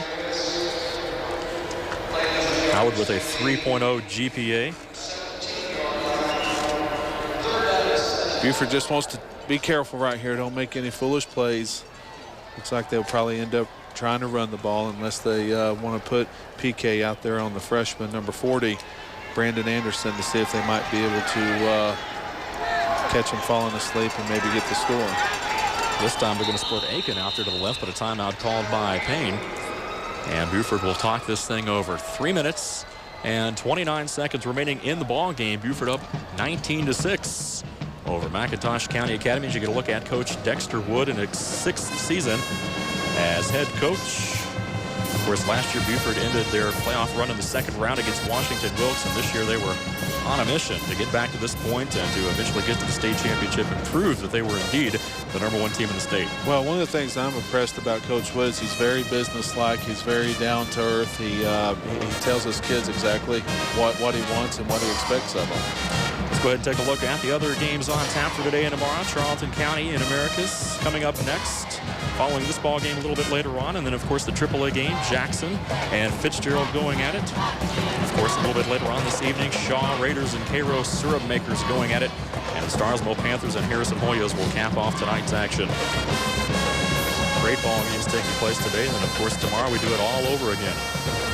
Another fun day, 5 games. It's great to see a nice crowd out here supporting their teams. You see some of the other fans with the upcoming game start filing into the stadium, and before it's over with, this lower section could be filled up tonight, Dave. Yes, it could. Of course, Charlton County coming up next in AA. They were last year's single A champion. 3rd down and long, Twins left. Buford trying to run out the clock, give McDonald. He spins to the 25. He's going to have about 2 yards, but he will be shy of a 1st down. 4th and 5, Javon Howard making the stop. We're going to look at McDonald, who has certainly had a big day on both sides of the football today. He's a good athlete that's, as you said, produced offensively, running the ball, blocking. Done a good job making some good hits on defense and blowing up some plays before they get started. We'll let the clock run down as much as they possibly can. 4th down. If they get a 1st down, that's a plus. If not, formation. And this time Payne going to keep. 15, tries to spin away, dives down to the 10. He's actually going to be pretty close to a 1st down. They needed a full 5. And he may have got it. I don't know. It's going to depend on the spot once again. Good second effort spinning right there, and it might just have bought him enough to get the 1st down.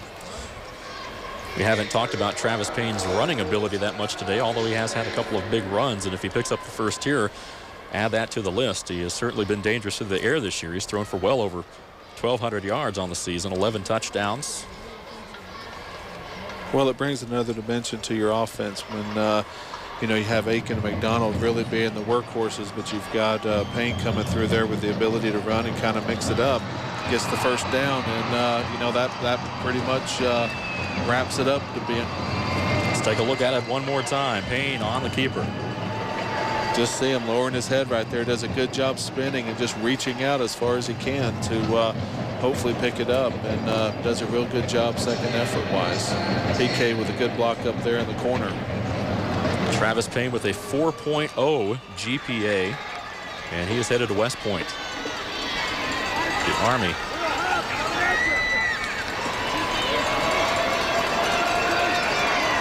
So the ball spotted just outside the 10 in formation. And they give us to McDonald. Back in the middle. 5, touchdown. McDonald, the fullback, with another touchdown for the Buford Wolves.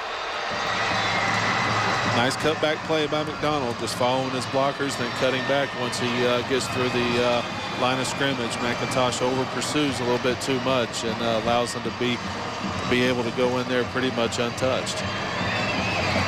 We'll call it a 10-yard touchdown run for Joey McDonald. As you see his numbers, 14 carries for 61 yards and 3 touchdowns for the fullback. Not a bad day's work. Markers looking to add the extra point and nails this one right down the middle. 26-6, our score with 2:07 remaining in the ball game. Good concentration. You'll see right here, offensive line coming off the ball low, makes a good cut back. Really doesn't even get touched until he gets inside the end zone. So just smart plays, smart decisions, and reading the holes. Look at him right there protecting the ball, which is very important at this stage of the game. You see right there the offensive lineman coming off the ball low. smells that end zone. Nobody's going to stop him. Great line there and a great cutback. And he is fired up. 26-6 with 2:07 play. Happy sideline over there, well deserving. I tell you what, they've really brought their A game to the table today, and very businesslike. And Coach Wood's done a very nice job play calling and put him in great position. David Polensek, the senior, will kick off for Buford. And it's a low liner. And it will go out of bounds. Charles Edwards did a nice job of laying off that one. And it will come out to the 35. Coach Bradley Warren talking things over with his quarterback, Daniel Gilbert. But it's pretty elementary right now. Again, we go back and we talk about the one-dimensional offensive. We said all game, when you run the ball like they do and you really don't have a passing game, it puts you pretty much out of contention to make any big plays right now. They've got to have at least 3 scores to give themselves an opportunity, and with the offense. We have illegal procedure on the kickoff. Ball will be spotted at the 35. Buccaneers 11-2 coming into this ball game, the number 2 team out of Region 3. But it does look like their season will come to an end today, but a great run. Gilbert looking to throw Dessler short, a little high that time. Too tall for Edwards. And you can see the frustration on Edwards' face, but he certainly is one guy that should keep his head up. He's had a great game today. Played very well offensively and defensively. And Buford, Buford doesn't really, they're going to continue to play hard and not give this one up simply because they've held the opponents to 10 points or fewer and doing a good job right now. Our average of 10 points, and they want to keep that average below. And whoever they play next week, they want to make sure that they get the point across to them that they're here and they're going to be ready for them. Second down and 10, wing T. Gilbert trying to set up the middle screen, does so. And off the fingertips of Edwards. And he was looking upfield before he brought that one in. Took a pretty good look that time, too. A little frustration setting in right now. You see him just dropping back and allowing the defensive line to come back through there. That play's planned and does a good job of getting the ball up there. He really doesn't have much room to do anything with, so that might have been a good play to go ahead and drop the pass. Buccaneers, of course, beat Wilcox County 48-12 in the first round and beat Clinch County 20-13. And, of course, last week that dramatic 34-21 win over Athens Academy. Gilbert looking to throw once again, looking long, being pressured this time, gets it out of there. Pass incomplete, nearly intercepted at the 40. They were looking for Jermaine Austin out there, but once again another great play by Jamie Stewart to knock that ball away. And Dave, what would have happened if Coach Warren would have been able to implement a few of those passes earlier in the game in the second, third quarters when they were scoring? What that does is it opens up the defense and allows them to get that running game going. But when you just run the ball, you've got that box inside the tight ends, the defensive ends. You've got 8 people in there, and you're just not going to run, especially with Buford's speed. They've got some great speed, and they showed that today with PK and the other DBs not allowing Jermaine to really break any long runs except for that one that he had on a touchdown. Taking a look at Coach Dexter Wood, and early on we asked him what he likes best about coaching. Here's what he had to say. Watching kids take the competition and all the intangibles that you get through having a quest for a goal, how it brings you together, how they learn discipline, how they learn to sacrifice, how they learn to fight through getting knocked down and getting back up. I guess it's the intangible rewards of seeing a young man grow through the competition and the fun that they have with it. Coach Dexter Wood and the Buford Wolves on their way to next weekend's state championship game. 4th down upcoming for McIntosh after that timeout, but whistles are going to blow the play dead.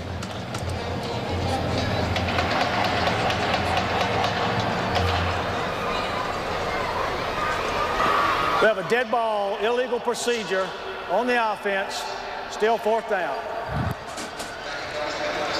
So that'll make this 4th down even longer. It was 4th and 10, now it's 4th and 15, and Coach Bradley Warren wants to come out and talk to his offensive team there. Kind of gave that play a little away a little bit, Dave. When the center snapped it, he snapped it up to one of the up backs. So I don't know how they're going to get away with hiding a fake this time unless they snap it to one of the other up backs. Take a look at Coach Wood once again. Big week next week with the state championships. Buford, of course, will take on the winner of tomorrow's semifinal between Commerce and Lincoln County. This is a rematch of last year's Saturday semifinal between those two. Lincoln County, of course, winning that ball game. And you could have two teams out of Region 8 playing for the state championship. Lincoln County may have something to say about that as well, but Commerce, certainly a good football team. Good football coming out of that region, and you can see how Coach Wood's happy right there with his players. Fake this one. Austin looking to throw, and does so to Edwards, who is drilled at the 34. Well short of a first down, and that is pretty much going to do it for this football game. 1:37 showing on the clock. Buford 26-6 over McIntosh County Academy. Let's take a look at it again. See right there to the up. Oh, the punter does a great job faking, but really nobody downfield to be able to throw to, and the DB right there does a good job coming up and making sure that he doesn't get away. With no timeouts left for McIntosh. Dave, I've said this before, we work together. This is the greatest play that was ever invented in football, is the old kneel down. Just got to make sure that the center quarterback has a great exchange, kneel down, and I'm sure Buford wants to get out of here and get ready for next week's game. And that's indeed what they look like they're going to do here. Travis Payne will take a knee, and they'll try to run out the clock here. That was McIntosh's final timeout a while ago, I do believe. So this clock will continue to roll. Coach Dexter Wood and the Buford Wolves will improve to 13-1 on the season. The number 2 seed out of Region 8, playing like the number 1 team in the state. Buford came out a little bit flat in the third quarter. Thought that the momentum might change a little bit after the fumble PK had, but they picked it back up and established the running game in the line of scrimmage and did a good job and pretty much took over this game in the fourth quarter. Inside the final minute now, and the Buford fans are on their feet and are excited, without a doubt, all the way to state. Buford will probably have to take a knee one more time here and there. Get a look at a disappointing McIntosh sideline. They had high hopes of making the championship next week, but either way, an excellent season for Coach Bradley Warren and the Buccaneers. Made a long trip up here from Darien, Georgia. And that ought to do it. Coach Wood doused with some water over there. And the Buford Wolves are going to win this football game 26-6. The final score from the Georgia Dome.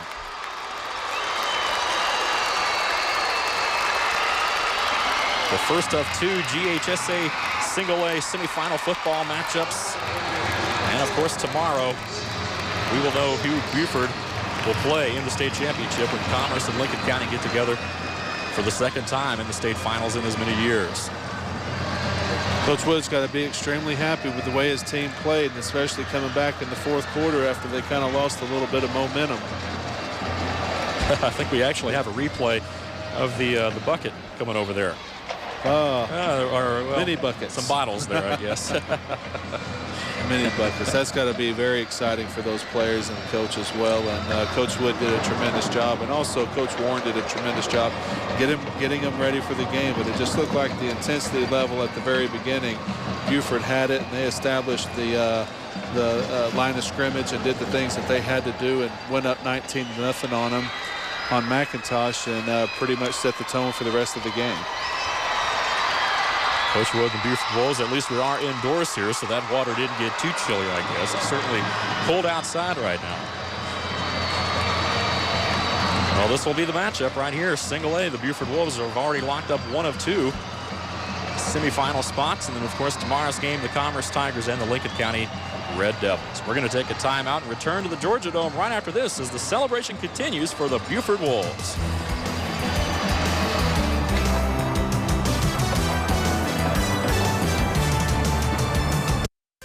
You're watching the Georgia High School Association Football Championships on GPTV.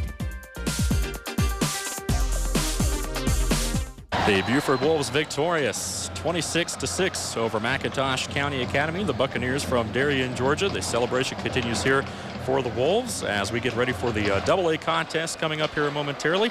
Let's go on down to the sideline. Brian Salmon standing by. All right, Coach, I got to congratulate you on the victory today. Well, thank you. You know, to be in a state championship game, to play in the Dome, and all the things that you put into it, you know, it's one of those feelings you can't really describe. And these guys really played hard and prepared well, and I'm real thankful to be a part of Buford football.